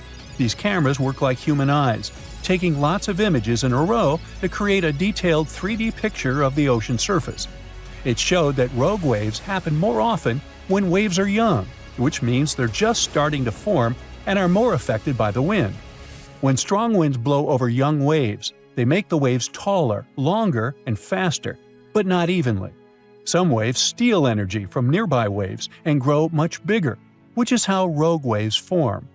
The scientists noticed these giant waves happened about once every 6 hours. They recorded no rogue waves in calmer seas, when the wind doesn't have as much influence. Scientists are concerned that rogue waves may happen more often in the future because there's more energy in the atmosphere and ocean. It looks like rogue waves can be much more powerful than scientists ever thought. They managed to create the famous Doppler wave in a lab for the first time in 2018. This helped them study these mysterious waves up close and showed that their secret is in how they form. We think of waves rolling gently on a beach, but the waves in this study happen in open water when waves from different directions meet. When waves come together from far apart directions, they push the water upward, creating what's called a partially standing wave or a cross wave. This can happen when two seas meet, or when wind directions suddenly change, like during a hurricane. The study found that the bigger the angle between the meeting waves, the taller the cross wave becomes. Normally, when a wave breaks, it forms a white foamy top, and that's where it stops growing. But if a wave is formed by water coming from many directions, it can keep growing even after breaking. These special waves can grow to be twice as steep while breaking, which is already much bigger than normal waves. And if you add up all the growth from waves coming together, they can become 4 times steeper than what anyone thought was possible. This discovery could change the way we build things, like wind turbines or oil platforms in the ocean, to make them safe. Right now, many designs don't fully account for these huge multi-directional waves. Now, they seem to have a lot of similarities, but rogue waves aren't the same as tsunamis. Tsunamis happen when there's a big shift in water, like an earthquake, volcanic eruption, or landslide. They mess with the entire water column. At sea, you might not even notice a tsunami cruising beneath you, but near the shore, as it hits shallow waters, those waves can shoot up to crazy heights.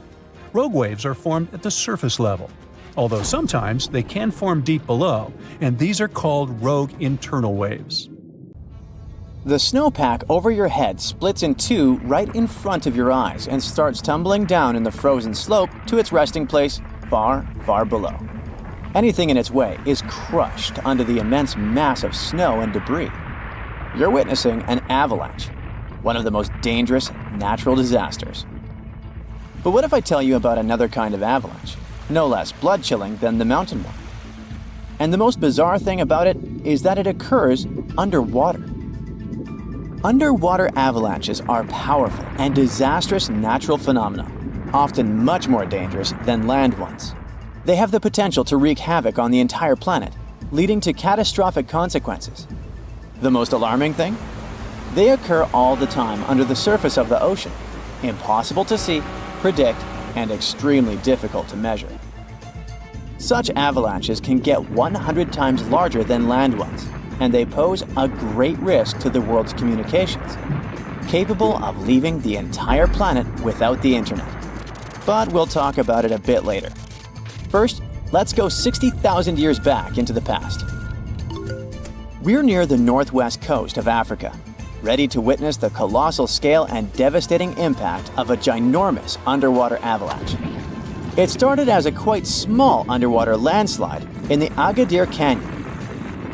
At first, it was just 0.35 cubic miles of material, but in no time, this mass increased more than 100 times in size while traveling across the Atlantic Ocean floor. As the avalanche sped up and grew, it picked up gravel, sand, rocks, and mud. It carved a devastating path through one of the world's largest submarine canyons, wiping out all forms of animal and plant life on its way. The disastrous flow was so powerful that it literally eroded a 250-mile stretch of the canyon, cutting hundreds of feet into its sides and damaging a total area of 1,740 square miles. That's the area of more than 3.5 New York cities. As for the force of the flow, it was so immense that it propelled massive boulders up the canyon walls to heights of up to 430 feet.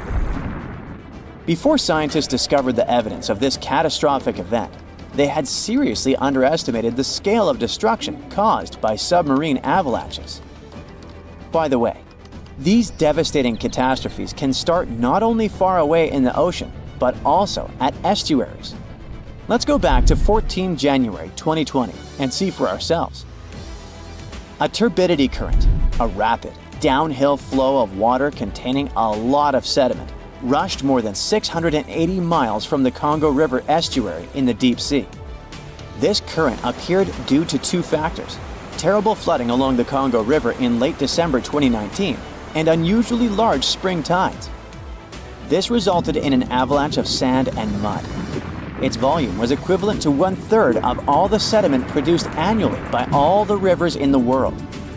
This sediment avalanche accelerated, increasing in speed from 17 feet per second in the upper part of the Congo Canyon to 26 feet per second when it reached the end of the channel, almost 700 miles away from the coastline. This route made it the longest avalanche of sediment ever measured on our planet. 2 days later, the flow reached the deep ocean. The avalanche broke 2 seabed telecommunication cables, cutting internet data speeds all the way across West, Central, and South Africa. Now, before this disaster, scientists considered that measuring powerful deep-sea avalanches was impractical. But the sediment flow in the Congo Canyon could be monitored directly, finally allowing researchers to assess how major river floods connected to the deep sea. They also concluded that how often underwater avalanches occurred depended on where the observer was. Seafloor canyons that are close to river mouths can experience several tiny avalanches per year. Other systems, far from river discharges like the Agadir Canyon, can only have one monster of an avalanche every 10,000 years or so. You're likely wondering, what can trigger an avalanche under the surface of the ocean? Well, earthquakes, typhoons, high tides, river floods, and even volcanic eruptions. And due to our changing climate, such events become more and more frequent and intense. At the same time, these triggers don't mean that an avalanche is bound to happen, nor do they relate to the scale of the event. See for yourself. In 1755, a powerful earthquake hit the coast of Portugal, wiping out large parts of Lisbon. Tens of thousands of people lost their lives during that disaster, but it only triggered a tiny underwater avalanche. And in 1929, a large earthquake off the coast of Newfoundland, Canada, triggered the largest underwater avalanche ever recorded. The flow traveled at a speed of 42 miles per hour, carrying boulders, sand, and mud. It snapped 11 seabed cables on its journey downhill. The avalanche was so powerful, it produced a tsunami that claimed the lives of 28 people along the coastline. Now, submarine avalanches are totally invisible because they happen deep under the ocean surface, which makes them extremely hard to study. But we must find a way because these flows are super important. They transport sediments, nutrients, and even pollutants across the ocean floor. So, a research team from Liverpool decided to unravel this mystery. Over the last 40 years, they've collected more than 300 samples from the ocean floor. Combined with seismic and bathymetric data, which is a fancy word for ocean mapping, they managed to reconstruct a massive submarine avalanche. It was the first time an underwater avalanche of this size was mapped out. An even cooler thing, the event itself started off pretty modestly, but it quickly evolved into a colossal avalanche that grew to more than 650 feet tall. To put that into perspective, imagine a skyscraper-sized avalanche zooming from Liverpool to London, cutting a trench 100 feet deep and 9 miles wide. Then it spread out over an area bigger than the UK, covering it with several feet of sand and mud. That's like burying a whole country.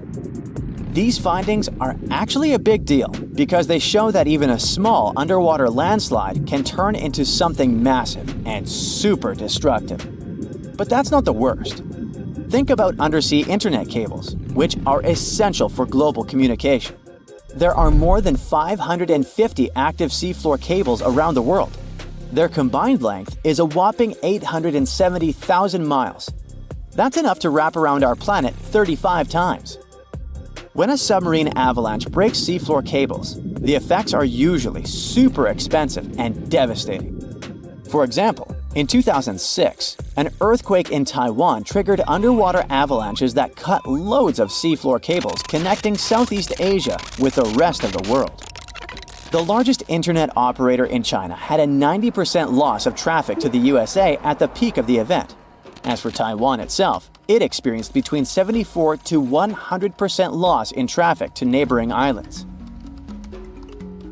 So now you probably get why we need to learn more about this natural phenomenon. Luckily, researchers at Tulane University have found a way to study it in 3D. Previous studies only looked at submarine avalanches in 2D, which didn't give the full picture of how they actually behaved. The new research focused on how underwater flows interacted with mini basins, natural features on the ocean floor that look like shallow bowls. Despite being called mini, these bowls can be huge, up to 4 square miles. When turbidity currents flow into these mini basins, they don't just stop. No, they hit the far side and curl back around like water eddies in a stream. These swirling flows move the sediment around before it settles on the ocean floor.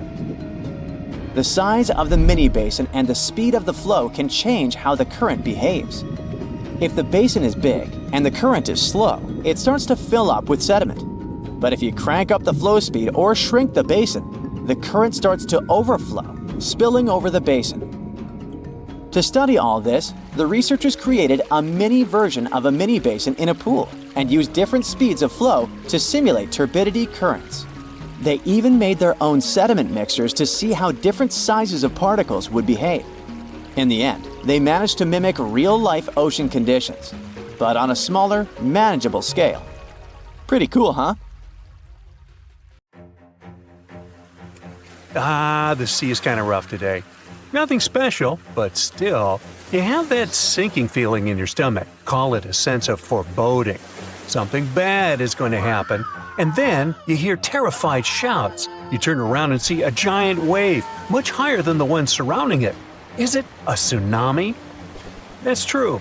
When people think of frightening, destructive waves, tsunamis are the first thing to come to mind. But the one that is going to crash against your ship has a different nature. It's a rogue wave. Both tsunamis and rogue waves can lead to catastrophic consequences, but the difference lies in what causes these walls of water and where the destruction they bring about occurs.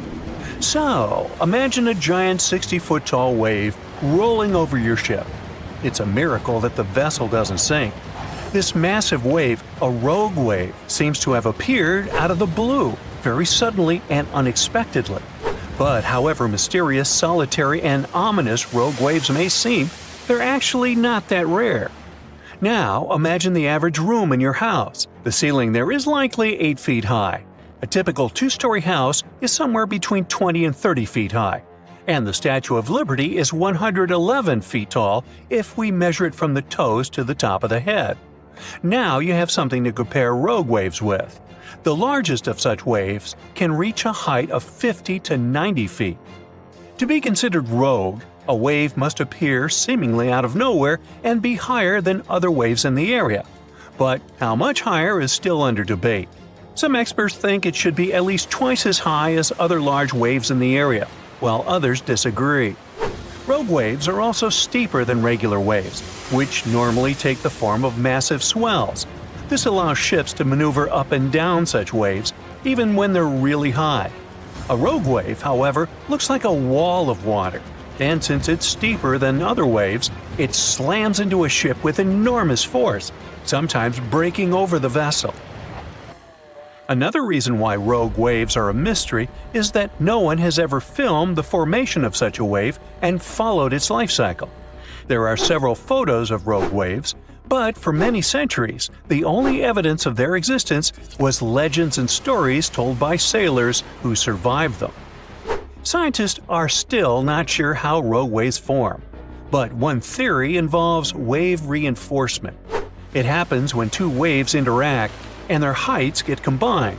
So when a 15-foot wave passes over a 30-foot one, let's do the math. It results in a short-living 45-foot wave. But rogue waves can occur not only in the ocean.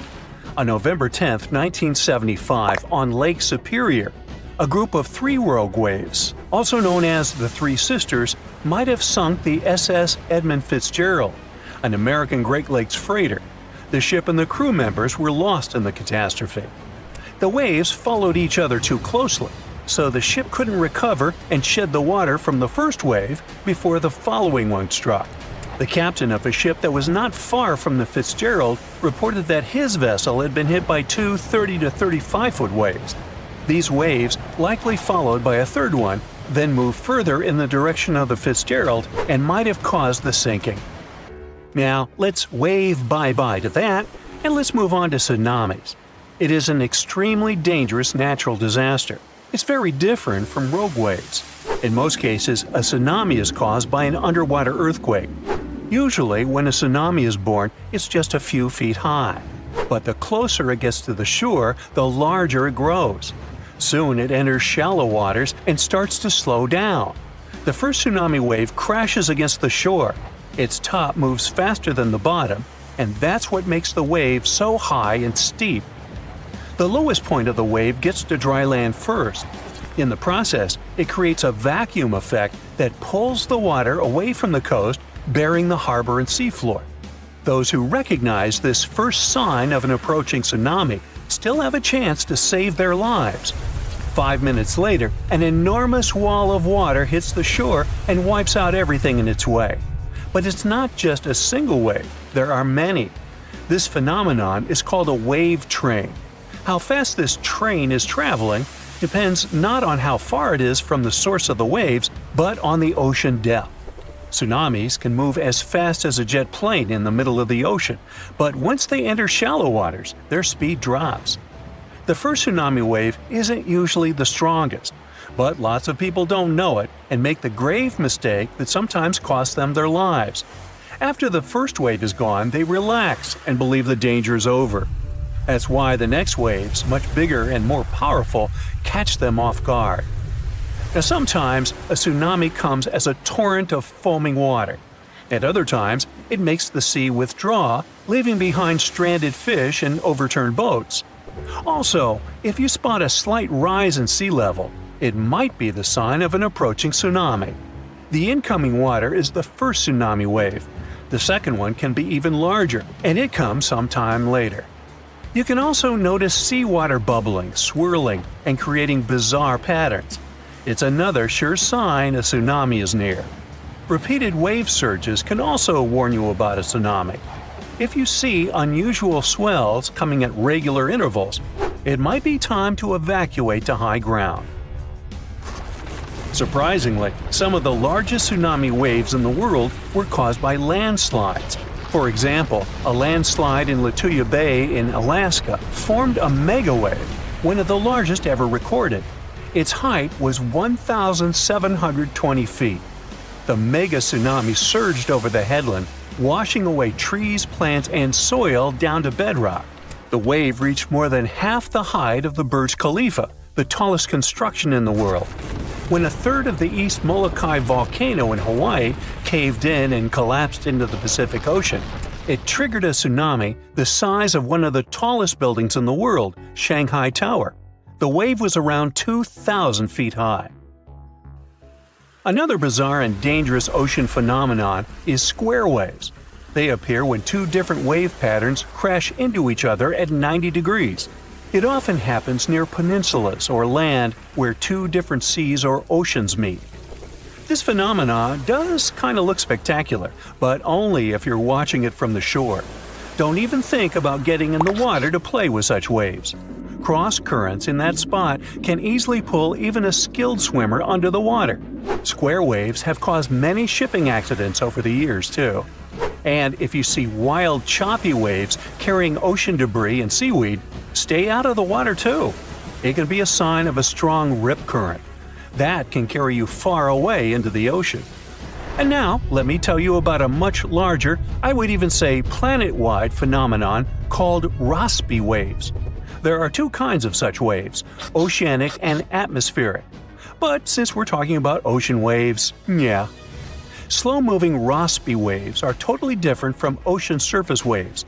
They don't look like those waves that break along the shore. No, Rossby waves are giant movements of the ocean stretching horizontally across the planet. They can span hundreds of miles in a western direction and are so massive they can change the climate conditions of our planet. They contribute to high tides and even flooding in some areas all over the world. The movement of Rossby waves are complicated and depend on the location. For example, in the Pacific, waves that are closer to the equator take from a few months to a year to travel across the ocean. At the same time, waves further away from the equator often need more than 10 years to make this journey. So, as it goes by, be sure to wave.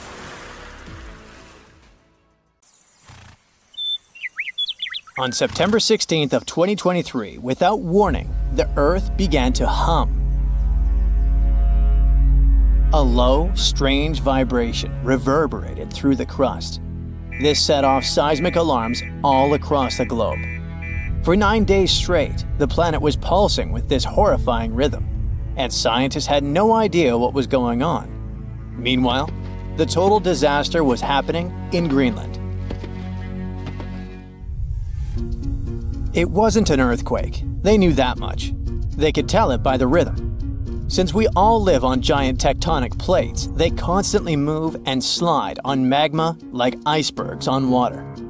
Sometimes, as they move, they can rub against each other or collide or break. In any case, all this causes an incredible release of energy that sends shockwaves through the ground.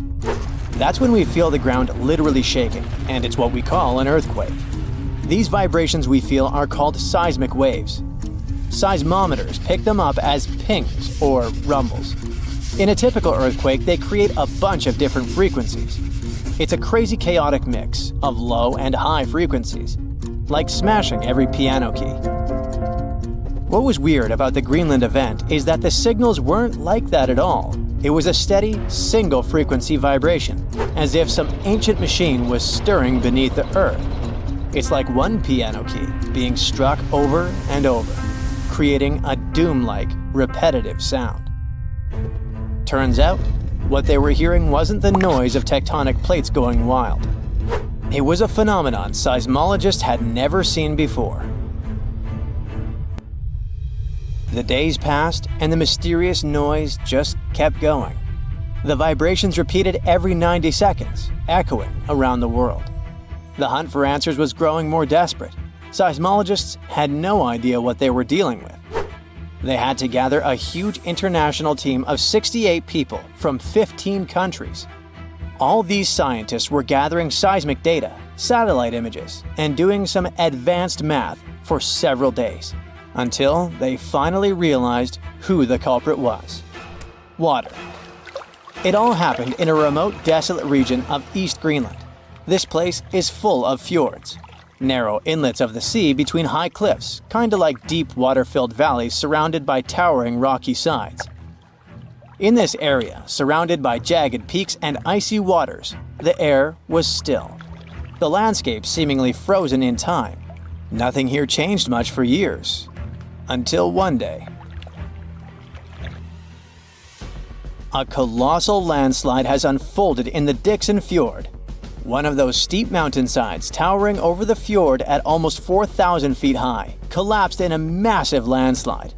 Picture a huge chunk of this mountain crumbling and crashing down into the fjord below. This sent a deluge of rock and ice crashing into the water.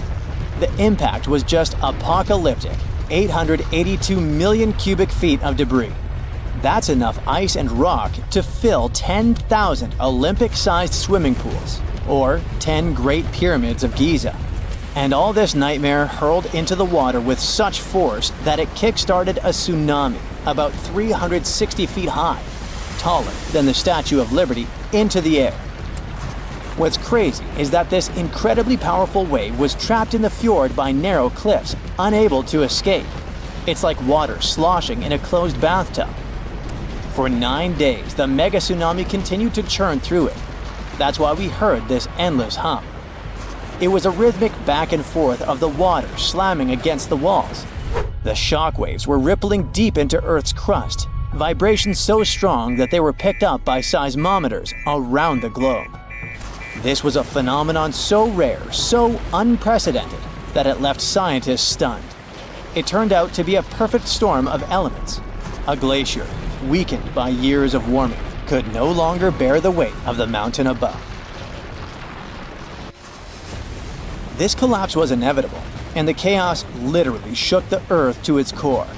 And people often hang out in this area with cruise ships passing by. We're lucky that no lives were lost in the disaster. It was a close call though. A tourist ship stranded in the area just 2 days before narrowly escaped the tsunami's reach by pure luck. But it doesn't mean there were no losses. The waves destroyed a nearby Inuit site, which was there untouched for over 200 years. They also swept away the huts at a research station that were about 43 miles away. The vibrations traveled from Greenland to the South Pole in less than an hour. That just shows how dangerous events like this can be. And this isn't the only place where such catastrophes are happening. In the beautiful California community of Rancho Palos Verdes, the ground is shifting so quickly that it's tearing homes apart. The land there has always been kinda unstable. It has some unique geology. It's built on soft, clay-rich soil and sits on a geological fault line, which makes it prone to landslides. This means that this land is prone to slow natural shifting over many years, even when no crazy weather is happening. It's been like this for decades, but usually it's slow and pretty manageable, like about a foot a year. Imagine a tree that you played with as a kid moving 20 feet to the left as you grow up. For decades, residents adapted. They built their homes on adjustable beams. This helped the houses to move with the land, and that strategy worked well until now. Recently, things have been getting much worse in the community. Now, the land is moving by a foot in a single week. That would be like if the same tree moved almost 960 feet since you were a child. The past 2 years have also caused some heavy rains, and the weather has been getting worse. This increased water content in the soil. The land became heavier and more prone to rapid movement. Now, this once idyllic seaside escape turned into a disaster zone. Cracks have appeared in closets, gardens, and roads, growing larger with each passing day. Streets that were once smooth are now buckled and twisted, with roads turning into a crazy theme park. Houses that once stood firm are being ripped from their foundations, some of them split in half. One of the houses had its front door 8 feet off the ground. Entire neighborhoods have been plunged into chaos. Utility companies had to switch off gas and electricity indefinitely to prevent potential disasters. The hardest hit is the coastal neighborhood of Portuguese Bend, where residents are living on the edge, literally. It always had amazing ocean views and cool sea breezes, with horses and peacocks still wandering the tree-lined streets. But now, it's like an earthquake hit. Only this time, the earth isn't stopping. For many, this place feels like paradise, if only the land would stop shifting beneath their feet. So the locals don't give up. Some of them had to leave, but many are determined to stay and fight, despite the destruction. But they still have to pour in hundreds of thousands of dollars to save their properties. People have installed generators to keep the lights on and set up sewer systems and pumps to drain the groundwater causing the landslides. Some say that the only way for these neighborhoods to survive might be to go completely off-grid, installing power walls to store energy and stuff like that. People are trying their best to run the sewer system off generators. They hope that they could get rid of this water in the soil that's causing these hellish landslides in the first place. They're determined to fight, but they will need help and support from the government to fight this disaster. Landslides are actually more common across the US than many might think. And new maps and data show that tons of people in the country might be in danger. Scientists managed to create the first very detailed, very cool map that shows where these landslides might happen, county by county. It's based on a lot of data and the history of 1 million previous landslides. They say that nearly 40% of the United States is at risk of experiencing landslide activity, which could lead to some insane catastrophes in certain areas. Luckily, now both residents and engineers can keep this in mind. But all this shows how vulnerable we are to natural disasters, and how we should always stay alerted. Oh wow, there's a hole in the bottom of the ocean! It seems that the ocean has a leak. But it's not like a leak you would expect, where water is flowing out. It's more like a spring since water is flowing in, not out. This unique leak is something we know as Pythia's oasis. A grad student was the one who accidentally discovered it. He noticed bubbles that were rising to the surface. Normally, bubbles in the ocean tell us there might be some hydrothermal vents, which are hotspots for some pretty cool things. These vents are actually like hot springs on the seafloor, but instead of bubbling with warm water, they release a fluid that has been superheated in the crust of our planet. When seawater seeps into these cracks and travels deep into the crust, it comes into contact with the extremely hot mantle. This heats seawater to very high temperatures, and as it moves back up towards the surface, it carries dissolved gases and minerals. When the hot fluid shoots out of the vents, it mixes with the surrounding seawater and quickly cools down. Just a short distance away from the vent, the temperature can drop to a comfortable 68 degrees Fahrenheit or so, which is, as it seems, exactly what some creatures like.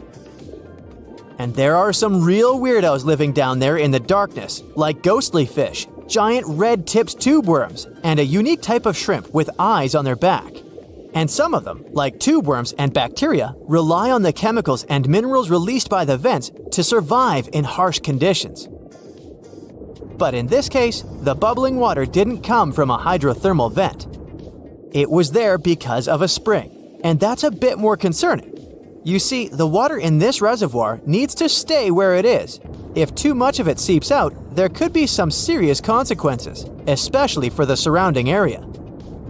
You can see this unusual leak along the Cascadia subduction zone, which is a massive fault line off the Pacific Northwest coast. It's a place where two pretty big plates that make up Earth's crust come together and slide along each other. The water from Pythia's oasis kinda acts as a lubricant between these plates. You can think of the fault zone as an air hockey table. When the fluid pressure is high, it's like you've turned the air on. That means the friction between the plates is reduced, which allows the plates to move. But if the fluid pressure is lower, the two plates can lock together, which then leads to the buildup of stress. Not that they'll feel bad. In the context of tectonic plates, stress is some pressure or force that can cause deformation. And if this stress starts to build up, at some point, it's gotta go somewhere. When it's too much, it can trigger earthquakes and most likely, not small ones. For example, a release of stress in the Cascadia subduction zone could lead to a magnitude 9 earthquake. For comparison, the biggest earthquake we've ever recorded happened in Chile in 1960. and it had a magnitude of 9.5. The damage was enormous. So we hope the water will stay in its reservoir and keep maintaining the delicate balance between the tectonic plates. We've explored only 5% of the ocean. Who knows how many cool things are there at the bottom, waiting to be found? For example, check out these mysterious holes scientists have stumbled upon in the depths of the Atlantic Ocean, near the Azores. They're neatly aligned and are about 4 inches apart, or in some cases, even several feet. They resemble punctures left by a sewing machine. Some think these holes could have a biological origin. For instance, some fish may have made them while walking along the seafloor. Others believe we could be looking at something that's human-made, maybe left by a spiked tire. Of course, such holes are perfect for making up stories about creatures from other planets who allegedly made them.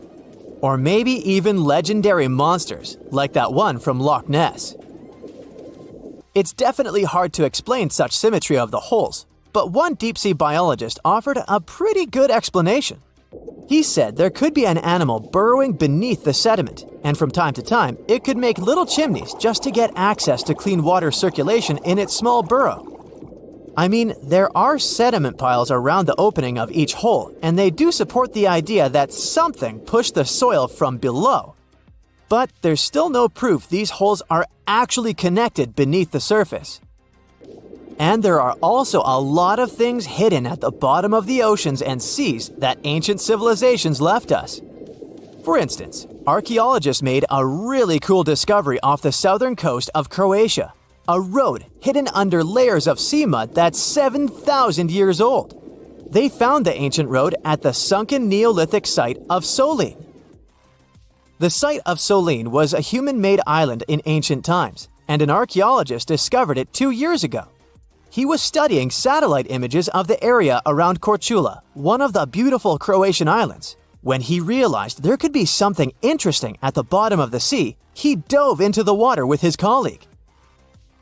And under the surface of the Adriatic Sea, which is part of the Mediterranean Sea, at a depth of 13 to 16 feet, they found stone walls that were most likely part of some ancient settlement. The landmass where people built the settlement was separated from the main island by a narrow stretch of land. Luckily, this area is protected from big waves by the surrounding islands, so the site remained relatively well preserved. It's now hidden beneath the surface of the sea and covered in mud. But it's so exciting to imagine how people walked on that road nearly 7,000 years ago, visiting nearby settlements. If you want to see the weirdest creatures, you can always head to the bottom of the sea. Actually, scientists have determined there could be more than 30 potentially new species at the bottom of the Pacific Ocean. They've collected them using their remote-controlled vehicle. That's a big step because until recently, they could only study such creatures through photographs.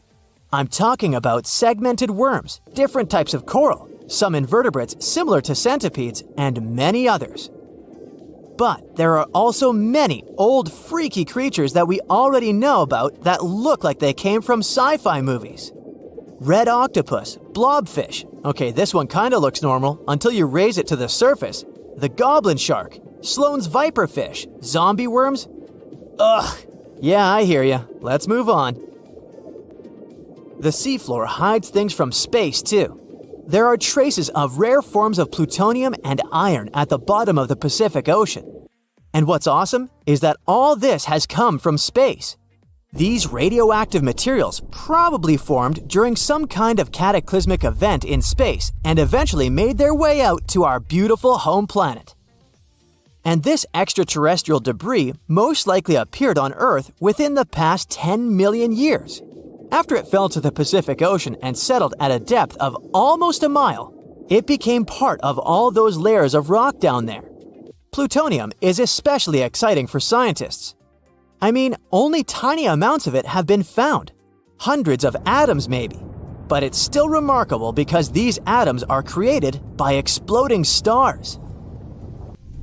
Things like this can help us better understand how the universe produces elements heavier than iron, like plutonium, gold, uranium, and platinum. We're still not sure about the origins of these elements. For a long time, scientists believed that supernovae, which is when a star comes to its end in a fabulous explosion, were responsible for creating these heavy elements. But it seems it's not just that. Some other cosmic events, such as the collision of neutron stars, which are super dense collapsed stars, or some rare types of supernovae, could also be involved. Whoa, let me get my popcorn! In November 2020, a wave the height of a 4-story building was recorded off the coast of Vancouver Island, Canada. The team at Marine Labs, the company that operates the buoy that got caught in it, couldn't believe the data they saw. Everything was normal, then, unexpectedly, a vast force came, pulled the buoy down, and then sent it up to a peak before taking it even deeper. The probability for such a huge wave to form is once in 1,300 years, so they had to be sure it wasn't a technical mistake. Marine Labs sent the data to a rogue wave scientist at the University of Vancouver. They analyzed and validated the findings and shared them in February 2022. The wave officially became the most extreme rogue wave ever officially recorded, as it was 3 times the height of waves around it. Luckily, this giant didn't leave any damage, as it happened too far offshore. For centuries, rogue waves were believed to be real only in the stories of sailors. Christopher Columbus himself mentioned a rogue wave, but back then, it wasn't officially a thing. In August 1498, he was on his 3rd expedition to the Americas. As they were passing through a strait near Trinidad, a huge wave lifted the boats. They managed to survive and continue the journey, and the area is still known as the Mouths of the Dragon, named this way by Columbus. Back in 1826, a French scientist and naval officer was crossing the Indian Ocean on his ship, the Astrolabe. They got caught in a terrible storm and witnessed several waves over 80 feet tall. One of them was the height of a 10-story building. The crew lost one of its members, but the 4 of them, including the captain, made it to land and spread the story of the gigantic waves. But back then, scientists were sure waves couldn't be taller than 30 feet. So everyone took this story as a tale. Witnesses shared many other stories of giant waves coming out of nowhere, but scientists officially recognized the first rogue wave only in 1995. It went down in history as the Doppler wave, or the New Year's wave. This sea monster of the North Sea hit the Norwegian gas platform Dropner on New Year's Day. It reached a height of 84 feet. The waves surrounding it were twice as small. The rig was built to withstand waves up to 64 feet tall and had the most advanced sensors for its time. It became a sensation in the scientific world because it wasn't like any other type of wave they'd studied before. So they gave rogue waves an official definition. It's a wave more than twice as tall as others around it. These bad boys, also known as freak waves, monster waves, and episodic waves, can pop up lightning fast in a stormy sea or show up out of nowhere in calm waters. They have steep sides and a deep trough below, and look like a wall of water rising out of the sea. They're so intense that they can even swallow up rescue helicopters just trying to do their job. Rogue waves aren't the same as tsunamis. Tsunamis happen when there's a big shift in water, like an earthquake, volcanic eruption, or landslide. They mess with the entire water column. At sea, you might not even notice a tsunami cruising beneath you, but near the shore, as it hits shallow waters, those waves can shoot up to crazy heights. Rogue waves are formed at the surface level, although sometimes they can form deep below, and these are called rogue internal waves. Scientists and sailors singled out some statistics. Rogue waves more often form when wave trains run into fast ocean currents. The coast of South Africa is one good place for that. There are concerns that these water beasts may happen more often in the future because there's more energy in the atmosphere and ocean. It means larger and more frequent rogue waves and more ships lost at sea. Rogue waves aren't limited to oceans and can even occur in lakes. Lake Superior witnesses something that got the name Three Sisters. It's a series of 3 large waves, one after another. The second wave covers the ship decks before the first one is gone. The third wave jumps in and adds extra water. These 3 sisters overload the ship. There's a theory that this phenomenon took down the steamship Edmund Fitzgerald in 1975. Rogue waves are also dangerous because they form rogue holes in the water. When the wave builds up, it draws in all the water around it. So, near the base, these holes can be very deep. If the bow or stern of a ship ends up in one, the ship can instantly sink. Some oceanographers believe that rogue waves are to blame for the disappearance of ships in the notorious Bermuda Triangle in the Atlantic Ocean. Storms from several directions converge in this mysterious area, so rogue waves are more likely to gain force here. And because they can reach a height of 100 feet, they can theoretically bring down an airplane, not just ships. There are two main theories trying to make sense of how rogue waves happen. First up, we've got the linear addition theory. Imagine waves cruising through the ocean at their own speeds. Now, when these waves cross paths, they team up and become stronger, cooking up a rogue wave. Then there's the nonlinear focusing theory. It says waves like to roll in groups, and when they spend time together, they share some energy. Sometimes, this energy exchange turns into a rogue wave. To predict the formation of these freaky waves, scientists would need an innovative radar system to keep a constant eye on the waves near a boat. They'd collect all the data and toss it into a fancy math model that paints a real-time picture of what the ocean surface looks like at that very moment. This model would need to do new calculations of the surface situation every 5 minutes. It would let the crew know if there were any extreme waves coming up in the next several minutes.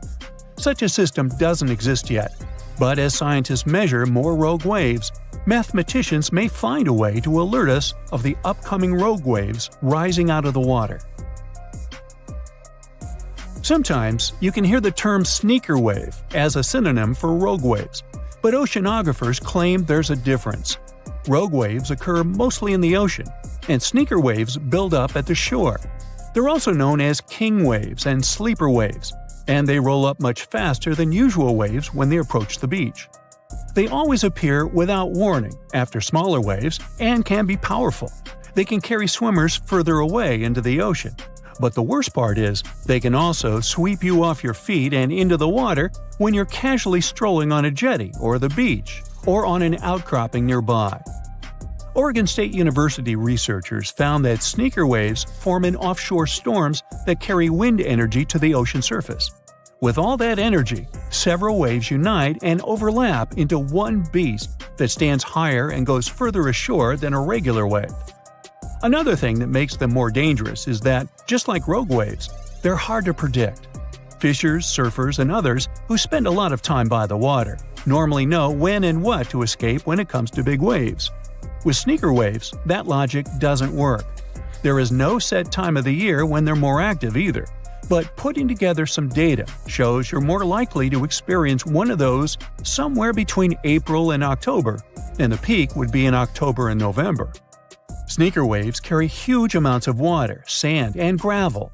Those can fill up your shoes in a matter of seconds and sweep you off your feet if you're unlucky enough to be ashore at that moment. These sea monsters also have the power to move huge logs, which carries another hazard. How would you describe the shape of the planet we live on? It's definitely round, but it's not a perfect sphere. Because of the force of Earth's rotation, it's slightly flat on the north and south pole. But there's more to it. The planet's rotation causes its sides to bulge outwards. The best term to describe our home planet is ellipsoid. Earth is nothing more than an oversized lumpy potato. These are the words of Atraji Ghosh, a solid Earth geophysicist from Bangalore. She and her team have been studying something called the Indian Ocean Gravity Hole. Sounds like the scenario for a science fiction movie, but it's very much real. We think of gravity as something consistent. If you drop a pen from your hand in Los Angeles and in Perth, they're going to fall to the floor at the same time. Well, this is not completely true. Gravity is connected with the mass of a celestial body. Astronauts on the surface of our moon don't walk, but move in hops. That's because Earth weighs 81 times more than the moon. Less mass means less gravity. Earth is more massive, so it has a stronger gravitational pull. But there's a catch. All this mass isn't distributed evenly across the planet. As a result, gravity varies as well. NASA has been mapping Earth's gravity field since 2002 using twin GRACE satellites. The maps they produced show where gravity is stronger and where it's weaker. Mountain ranges such as the Himalayas contain a lot of mass. This means they generate a stronger gravity field. The opposite happens in ocean trenches. The deepest of them is the Mariana Trench in the Pacific Ocean. You could almost stack 2 Mount Kilimanjaros inside it. The low concentration of Earth's mass below it means that the gravity field here is weaker.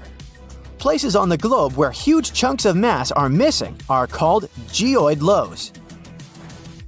A geoid is an imaginary surface that follows the outline of sea levels around our planet. Imagine the Earth without any land. That shouldn't be too hard since the nickname of our home is Blue Planet. Now draw a curvy line along the surface of the oceans and you get a geoid.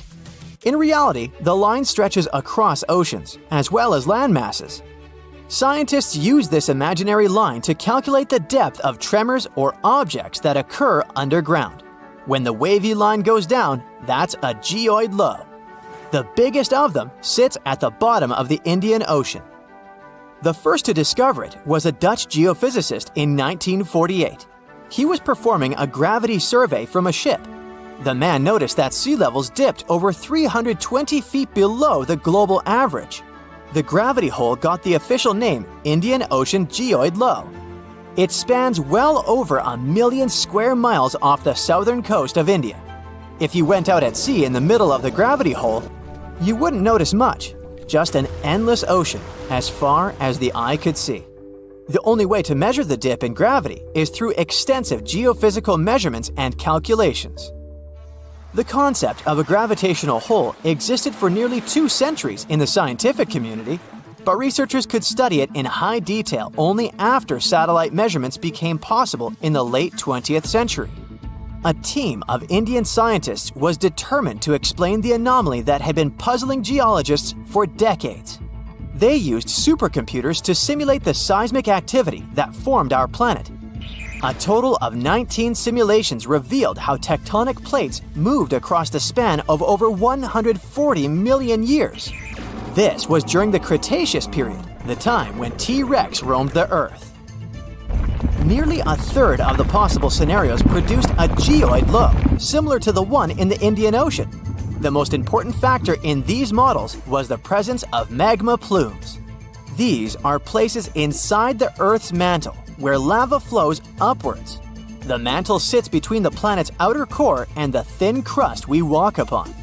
The magma in the mantle plume is hotter than the surrounding rocks. The heat it generates melts and thins the crust. This creates hotspots that are brimming with volcanic activity. Yellowstone National Park and the Hawaiian Islands sit atop such hotspots. The Indian team of scientists linked the presence of magma plumes to the formation of the geoid low. Their source was an ancient ocean that disappeared tens of millions of years ago. It was located where the Himalayan mountain range sits today. Evidence of this lie in the marine rocks researchers found on the world's tallest mountains. The oceans ceased to exist when India's landmass separated from the supercontinent called Gondwana. It drifted north and merged with the rest of the Asian continent. At the time, the Eurasian supercontinent was called Laurasia. The Indian tectonic plate went down inside the mantle. It ended up under the African continent. This landmass contained a lot of crystallized material which was quite dense. When the sinking plate of the former ocean reached it, plumes of magma spilled out. As a result, low-density materials ended up closer to Earth's surface. Density is used to calculate mass, and if you remember our lesson in physics from the beginning of the video, less mass translates into a weaker gravity field. Scientists believe this is how the geoid low in the Indian Ocean formed some 20 million years ago. At this point in prehistory, the Earth looked a lot like it does today. There were vast grasslands, and whales swam in the seas. Geophysicists who created the computer model cannot tell for sure what will happen in the future. Ghosh thinks it's possible that the gravity hole in the Indian Ocean will remain in place for a long time. But plate movements can also cause the anomaly to fully disappear in the coming eons. Earth's tectonic plates are constantly shifting. They define the shape of our continents and oceans. Experts study plate movements to get a picture of how our world looked millions of years ago. However, telling Earth's geologic future is much more complex. The gravity hole in the Indian Ocean is the biggest, but it's not the only one in the world. Other areas with low gravity include the island of Cuba and the Bahamas. On the opposite side of the spectrum are the Philippines. Here, gravity is stronger than normal, but the poles are the places with the strongest pull to them. They are the closest to the center of the Earth. If you stand directly on the North or the South Pole, you are 3,950 miles from the planet's core. At sea level on the equator, this distance increases by more than 13 miles. Earth's gravitational field also has an effect on your weight. At the equator, you weigh 1% less than you do on the poles. The South Pole is maybe more suitable for this experiment because there is actually ground there. But gravity is the strongest at the North Pole in the middle of the Arctic Ocean. This is where scientists in 2013 recorded the highest gravitational acceleration on the planet. This is the rate a falling object speeds up in free fall. The acceleration depends on the strength of gravity. When a team of researchers from a university in Perth set out to map these gravity changes, they discovered something interesting. Gravitational acceleration was the highest at the surface of the Arctic Ocean. This is something they expect to find, but the location of the lowest acceleration point amazed them. It wasn't on the equator as they assumed.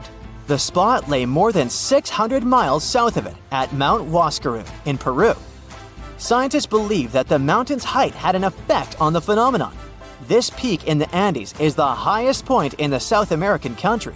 Hypothetically speaking, if a human falls from a height of 330 feet here, they will reach the ground 16 milliseconds later than if they performed the same stunt in the Arctic. Ever wonder why, despite all our advancements in technology and science, there's a vast expanse of our own planet that we barely know about? Believe it or not, over 80% of our oceans remain uncharted territory. It's as if we've got this massive aquatic playground in our backyard and we've barely scratched the surface. Also, did you know that only about 7% of our oceans have a special tag called Marine Protected Areas, or MPAs? How come this colossal body of water that envelops most of our planet is also among the most vulnerable and misunderstood spaces in the universe? Pressure has a lot to do with it. Our deep ocean is a beast of a place with no visibility, freezing temperatures, and pressure that's so intense that in certain areas it would make you feel like you're having the weight of 50 jumbo jets on your body. No wonder we're having an easier time sending people into space than to the bottom of the ocean. The deeper you go into the waters, the more pressure piles up. But let's not forget we have tech on our side, right? Scientists now use these cool satellite technologies that track the color of the ocean to check how much phytoplankton is there, for example. Why is this important, you might ask? Because these little plant-like critters are actually pretty major players in our big blue oceans. In the grand scheme of things in the aquatic world, phytoplankton is like the bedrock of the ocean food chain. It gives life to almost everything, from the tiny zooplankton, which are animal-like microorganisms, to those colossal, magnificent whales. When these technologies first came around, satellites could get clear images of the ocean faster than a ship could take the same number of measurements in 10 years.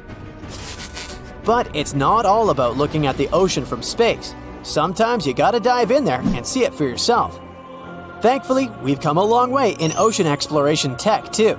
We've got things like floats and drifters that ride the ocean currents while collecting data, and a whole fleet of underwater vehicles, some of which are manned, some remote-controlled, and some even autonomous.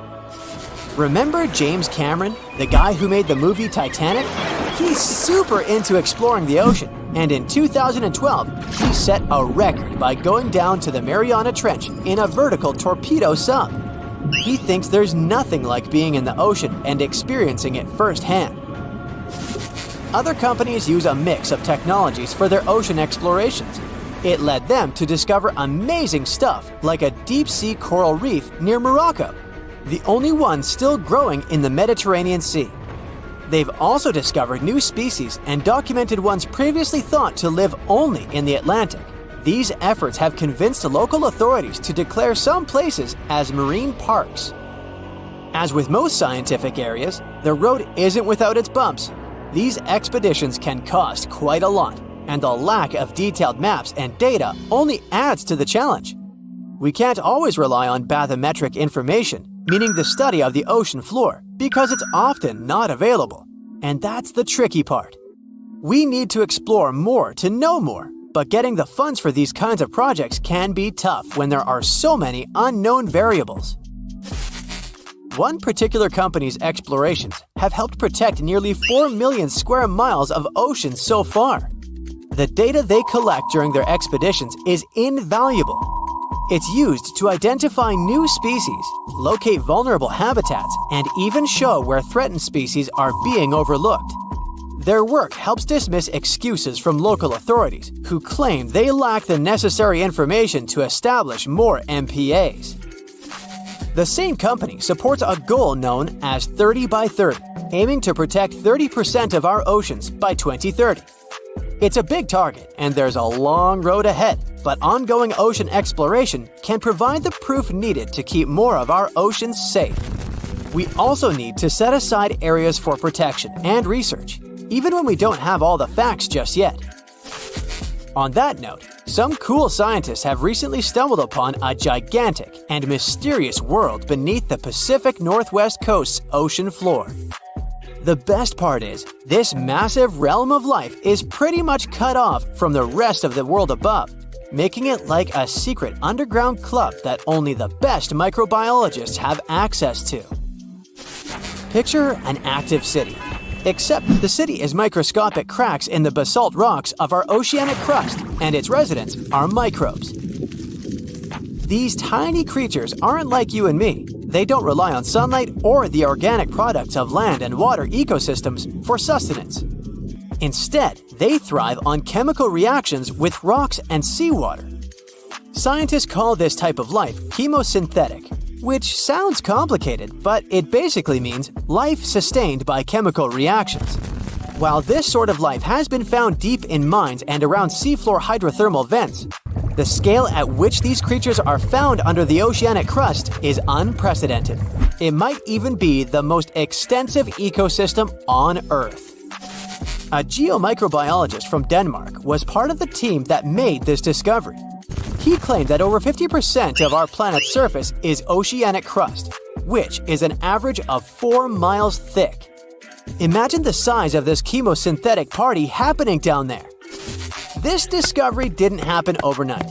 Since the 90s, scientists have found weird tiny holes in the basalt rocks that make up much of Earth's outer crust. They seem like they might have been made by bacteria, but hey, there was supposed to be no life there. I mean, imagine trying to survive in a place that's hot, deep, dark, dense, and mostly devoid of the organic compounds we need for life. Yet, here they are. In the following years, more pieces of the puzzle fell into place. Scientists found that the oceanic crusts had different conditions at the centers and edges. At the centers, rocks are jam-packed with energy-rich compounds that support these tiny life forms. But by the time they reach the edges, these chemicals are all gone. Fast forward to now, and it's time to put the puzzle together. A microbial ecologist from the University of North Carolina worked on this research and says we now have solid evidence of microbial life in the cracks and crevices of deep ocean basalt. The next question scientists asked was, how far does this life extend?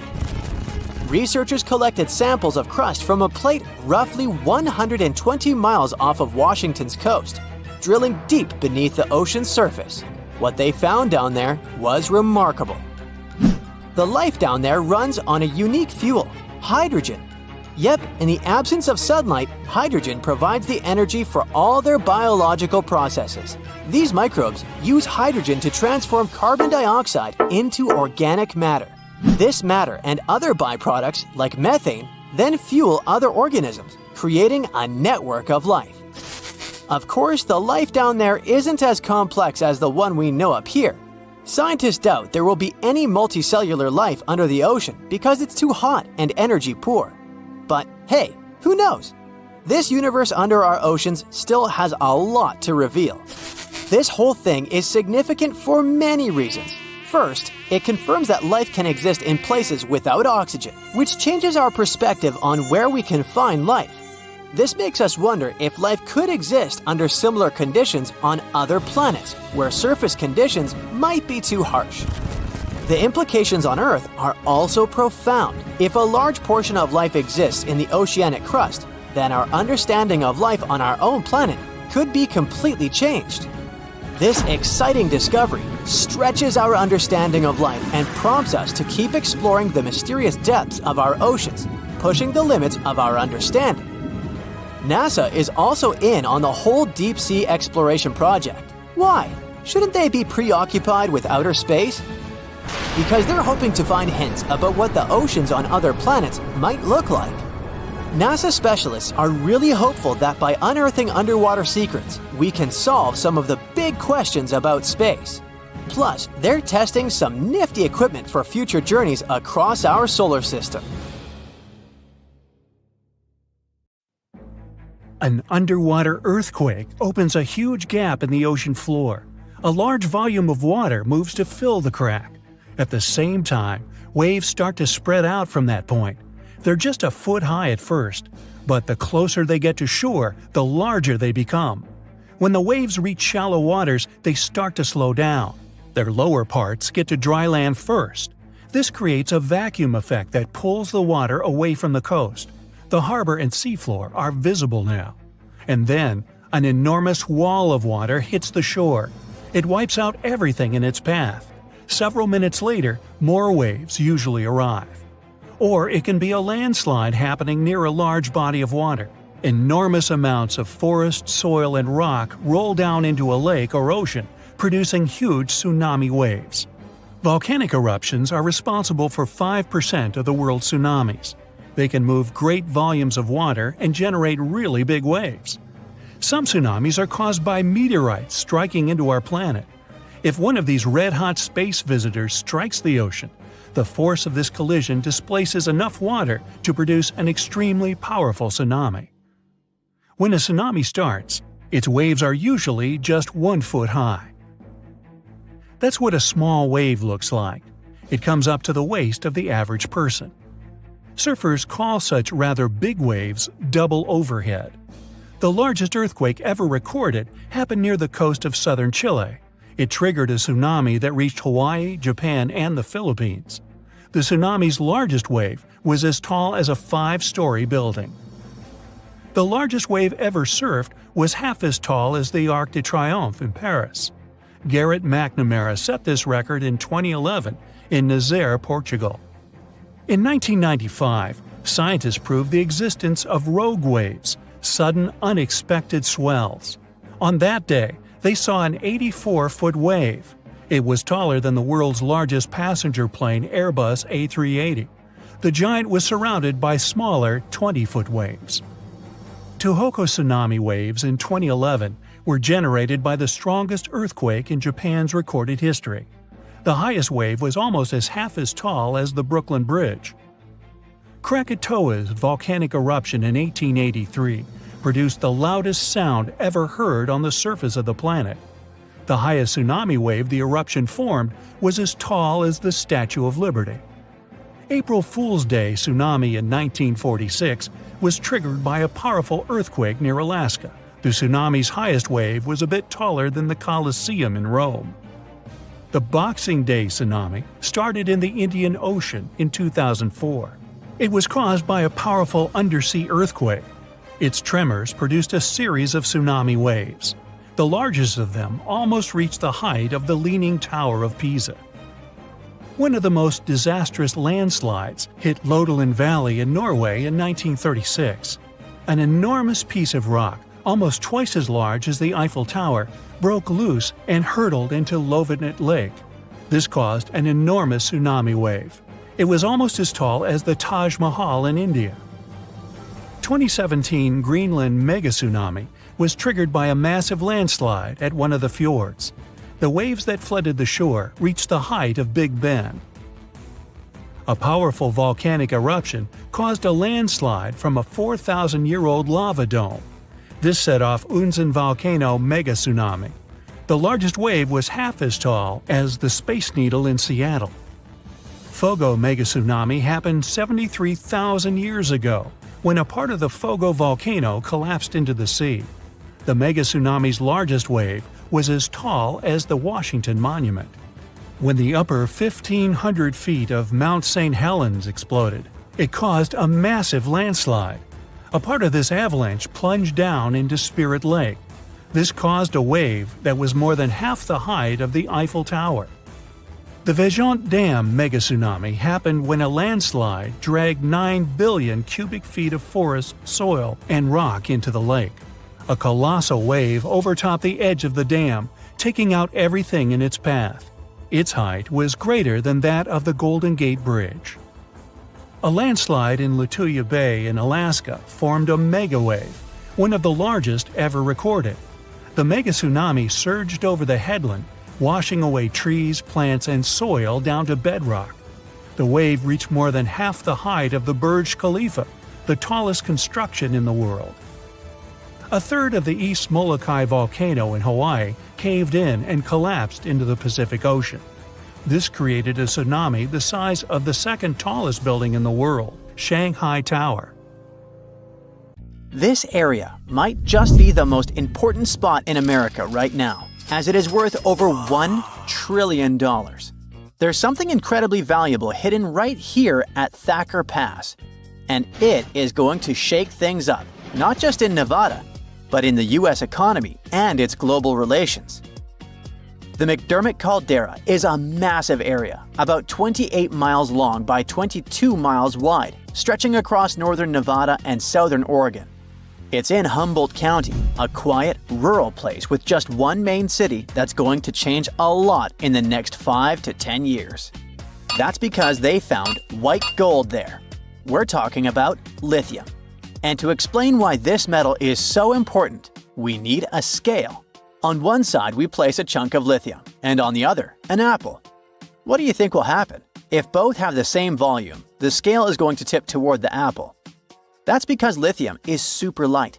Its density is about 0.3 ounces per cubic inch, which makes it the lightest solid you can find at room temperature. Lithium is also extremely reactive. That means it combines with other elements very easily, and it can catch fire just as easily. Mix it with water, fire. Expose it to air, yep, fire again. But when you combine its lightness with its high reactivity, you get a material that's perfect for batteries, like the one powering your smartphone, laptop, or even your electric car. Nevada's been hiding this treasure for about 16 million years. The McDermott Caldera used to be a volcanic hotspot, spewing molten rock and creating a huge lake filled with mineral-rich waters. Over time, that lake dried up, leaving behind thick layers of clay loaded with lithium. Right now, Thacker Pass Mine is sitting on one of the biggest untapped lithium reserves in the world, worth about $1.5 trillion. If everything goes as planned, they expect it to produce about 40,000 tons of high-quality lithium a year. And that's enough to make batteries for up to 800,000 electric cars. Like I mentioned earlier, this metal is the backbone of modern batteries. And with the world racing toward green energy, the demand for lithium is skyrocketing. Since 2020, its price has gone up more than 10 times, making it the most expensive battery metal in the world. That means it's way more expensive than magnesium, nickel, cobalt, and other materials used in rechargeable batteries.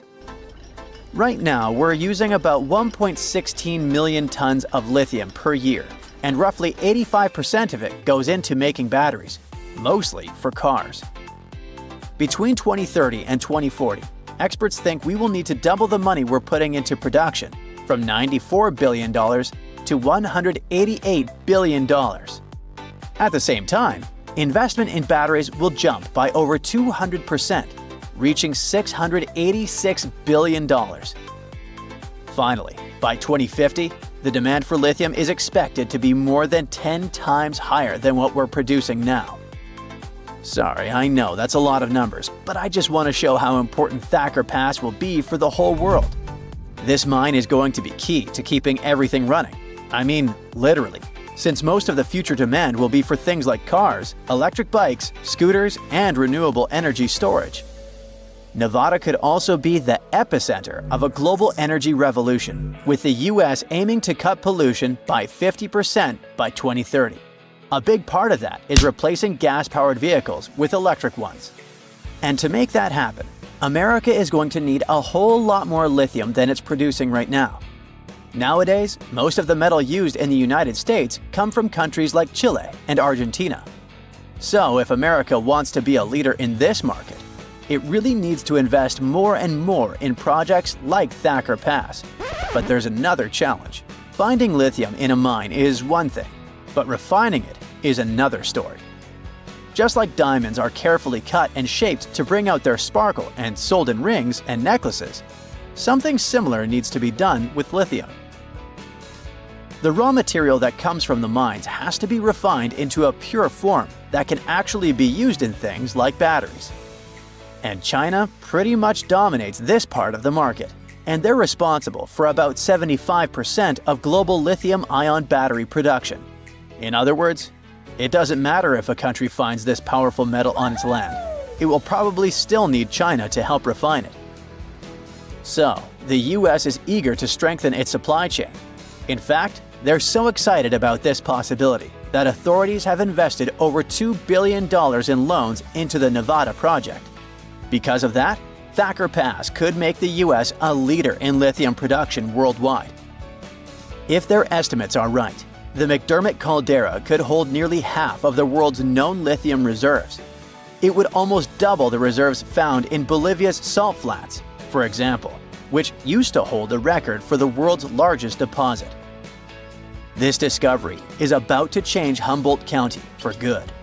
Those quiet streets surrounded by nature will never feel the same again. The mine will need about 2,000 workers who will probably move there from other cities. Those workers will need houses, hospitals, schools for their kids, and all the necessary services. Do you see how it's like a ripple effect? For every person hired to work on the project during construction, 6 more people will get hired in the state to support them. Thacker Pass is also going to have a huge impact on the economy, not just in Nevada, but all across the country.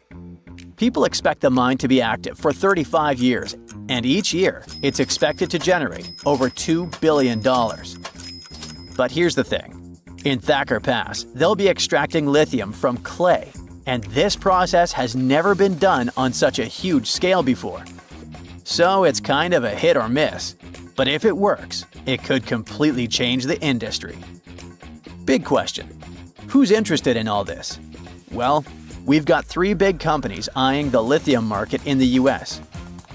First, there's ExxonMobil. The oil giant wants to start producing lithium by 2027, and they have plans to become the top supplier for electric vehicles by 2030. Then there's General Motors, the company behind big car brands like Chevrolet and Cadillac. They're so interested in this business that they agreed to pay $625 million for a 38% stake in Thacker Pass. And finally, Tesla. In 2023, they started building a factory in Texas to process lithium. It's all part of their plan to handle more of their supply chain themselves. Now that you know how important lithium is, you might be wondering, what if we run out? Well, that could happen, since it comes from mining and, just like gold, is a finite resource. But that doesn't mean we'd have to give up smartphones or electric cars. If we ever run out of this metal, we'd probably find new ways to produce batteries. In fact, some experts think thermal batteries could be the next big thing. They store extra energy from renewable resources like wind or solar power, which are very cheap. So they represent a new way of storing energy at a small fraction of the cost. Nowadays, they're primarily used for powering the production of steel, cement, and chemicals. Thermal batteries are also being used to heat and cool large buildings. However, More and more projects are focusing on bringing this technology into private spaces, like houses and apartments. Experts are optimistic that initiatives like these could make thermal batteries as well known as electric batteries, and they might soon become a regular part of our daily lives. July 17, 1998.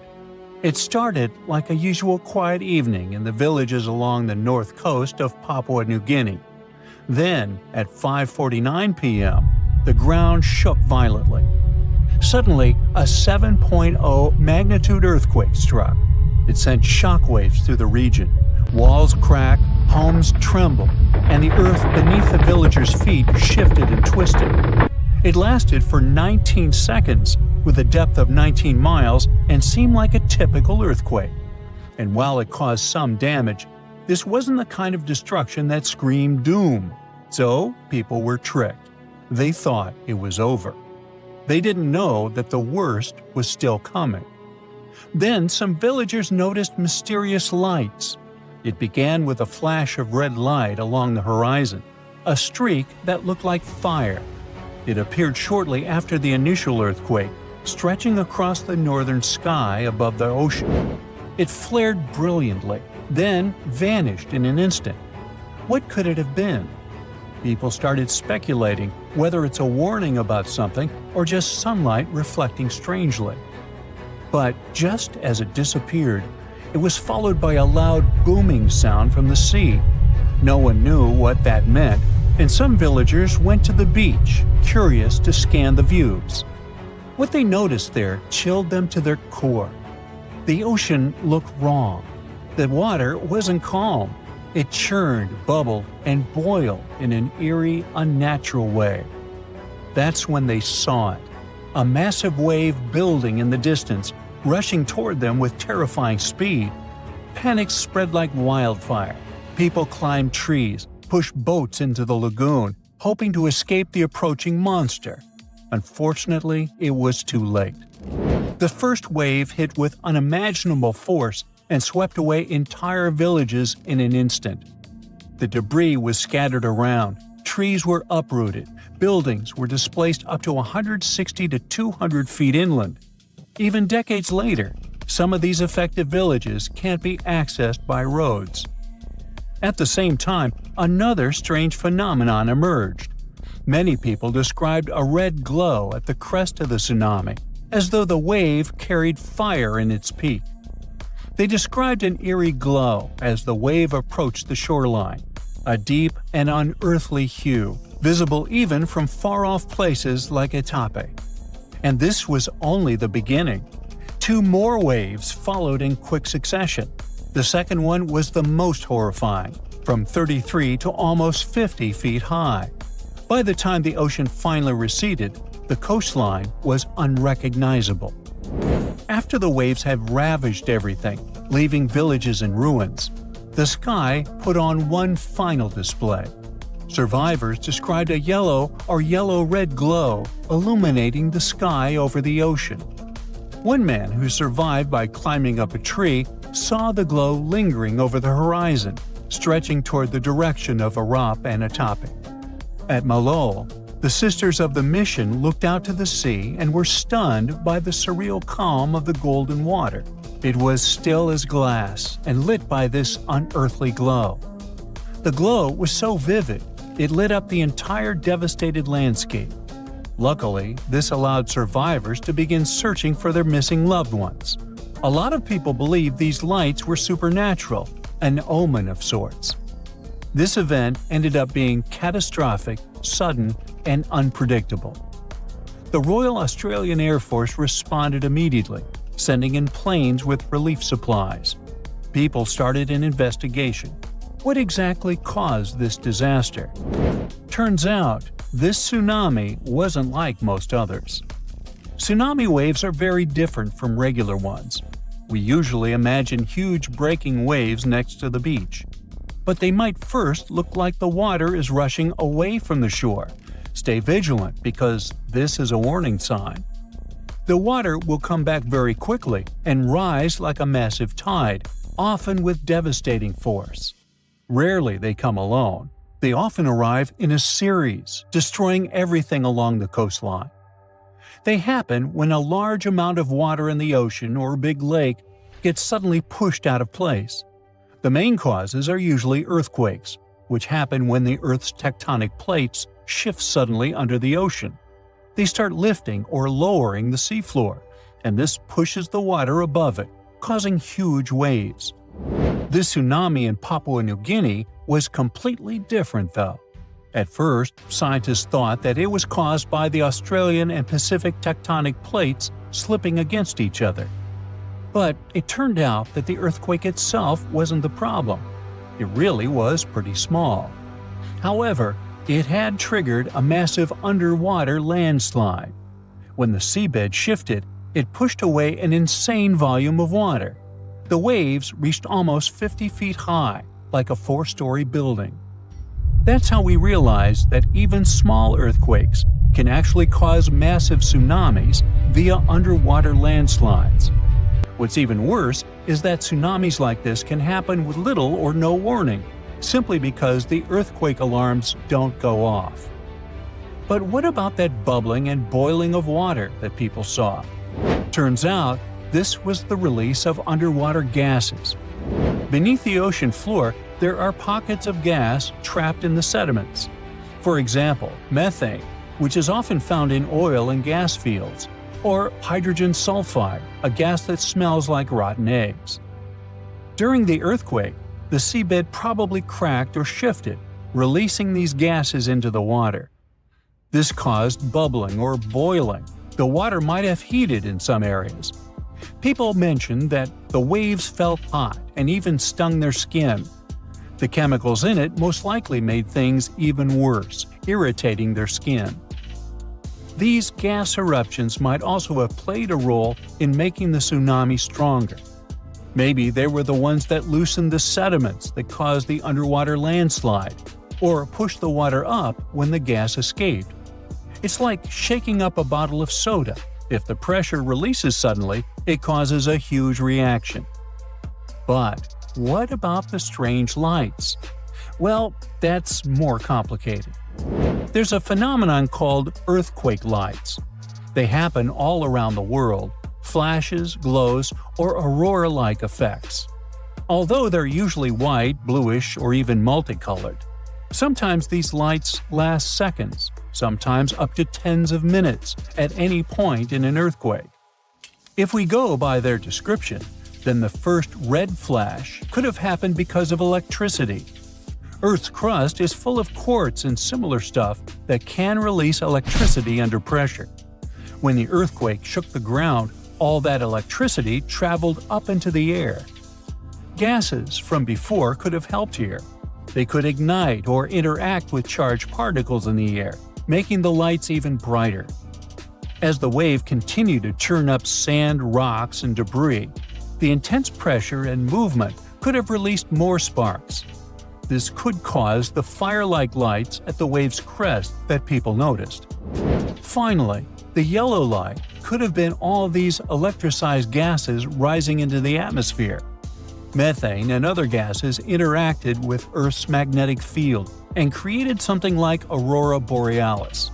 But these are all speculations. The most heartbreaking part of the story is that tragedy in Papua New Guinea was preventable.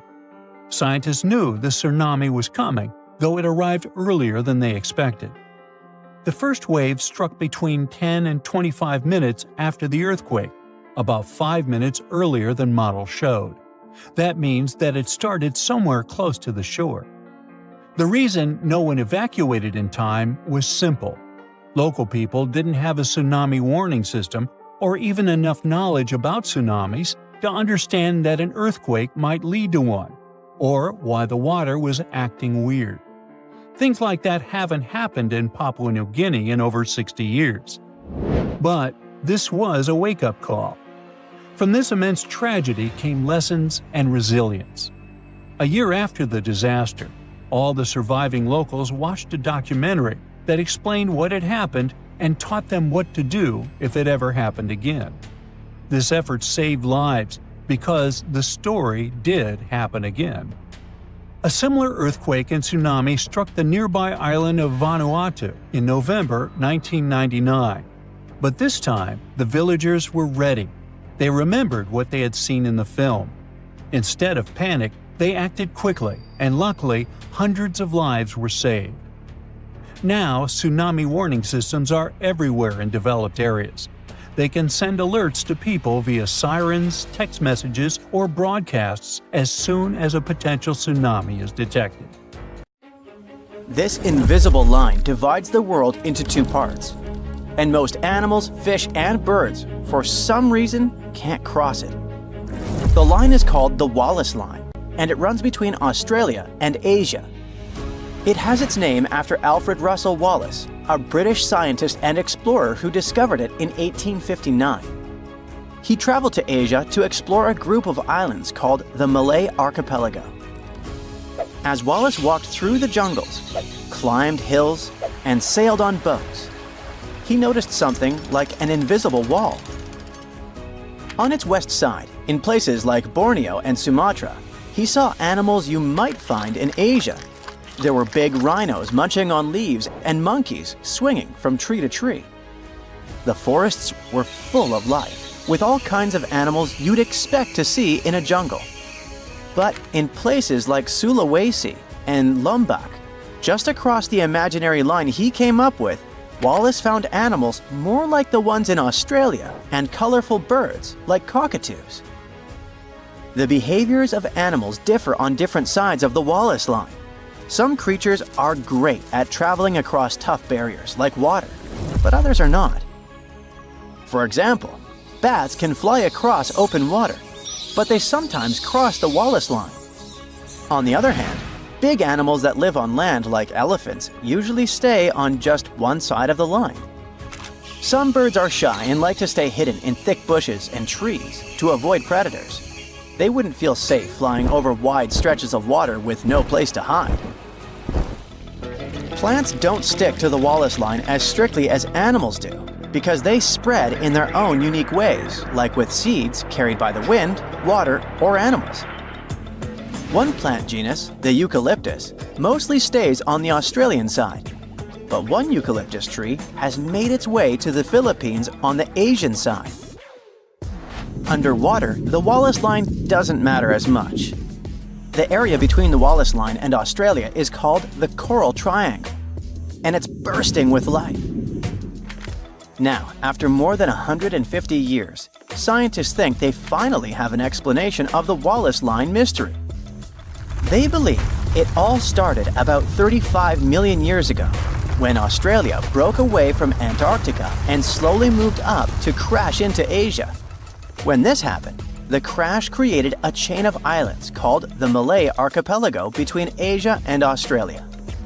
This caused extreme changes in the weather, which made the area very different and affected which animals could live there.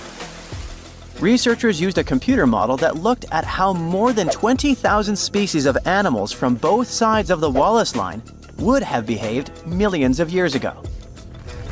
When Australia started to drift away from Antarctica, it opened up a huge new era of deep ocean around Antarctica. This is where the biggest ocean current on Earth, called the Antarctic Circumpolar Current, began to flow. This swirling current made the planet's climate much cooler and completely changed how animals could live in different places. But not all animals were affected in the same way. Indonesia stayed warm and rainy, which was perfect for animals from Asia. These creatures could hop from island to island like stepping stones and make their way toward Australia. But animals from Australia had a harder time. Over millions of years, they had gotten used to living in cooler, drier places, so the tropical islands didn't suit them as well. Scientists believe if we can see how animals adapted to big changes in weather patterns millions of years ago, we might be able to predict how today's animals will cope with a similar situation. Other scientists after Wallace also tried to describe and explain the invisible natural border between Asia and Australia, and came up with their lines. The Weber Line, for example, is in a slightly different location than the Wallace Line, between the Oriental and the Australasian faunal regions within Wallacea. It's a group of mainly Indonesian islands that are separated by deep water straits from the Asian and Australian continental shelves. They were never connected to the big continents by land, so animals that could swim, fly, or float across the water made it to these islands. That's why the creatures living there are so unique and come from both Asia and Australia. Weber's line is where the balance tips. If you go one way, most of the animals are from Asia. If you go the other way, most of the animals are from Australia. Another important migration event in the history of our planet happened in the Americas. Around 30 million years ago, South America became a separate landmass as tectonic plates moved and pulled it away from Antarctica and Africa. Once it was on its own, the animals living there started to evolve in unique ways and turned into creatures you couldn't find anywhere else in the world. There were animals we still see today, like opossums, giant rodents like capybaras and chinchillas, armadillos, anteaters, and sloths. Some of the animals from those times are now extinct. There were giant ground sloths, bigger than cars, roaming around. There were glyptodonts, which were like giant armadillos with super tough, bony shells. There were also huge, scary birds that couldn't fly but could chase down their prey. Up in North America, animals could still travel to other parts of the world through the Bering Strait. So North America was full of different animals like deer, bison, horses, camels, and even mammoths and mastodons. They all lived alongside predators like big cats, wolves, and bears. About 3 million years ago, the continents of North and South America got connected by a strip of land called the Isthmus of Panama. It formed because the tectonic plates shifted again. Some major volcanic activity between 25 million years ago also contributed to the process. Animals started to move between North and South America, and this long process went down in history as the Great American Interchange. During the Ice Age, huge glaciers in the north grew and shrank over tens of thousands of years. When the glaciers were at their biggest, they held so much water that the sea levels dropped, and forests probably turned into wide grassy plains. So animals had the perfect conditions to cross over. Giant ground sloths were among the animals that went up north from South America, all the way to Alaska. One special kind even roamed the chilly tundras alongside woolly mammoths and caribou.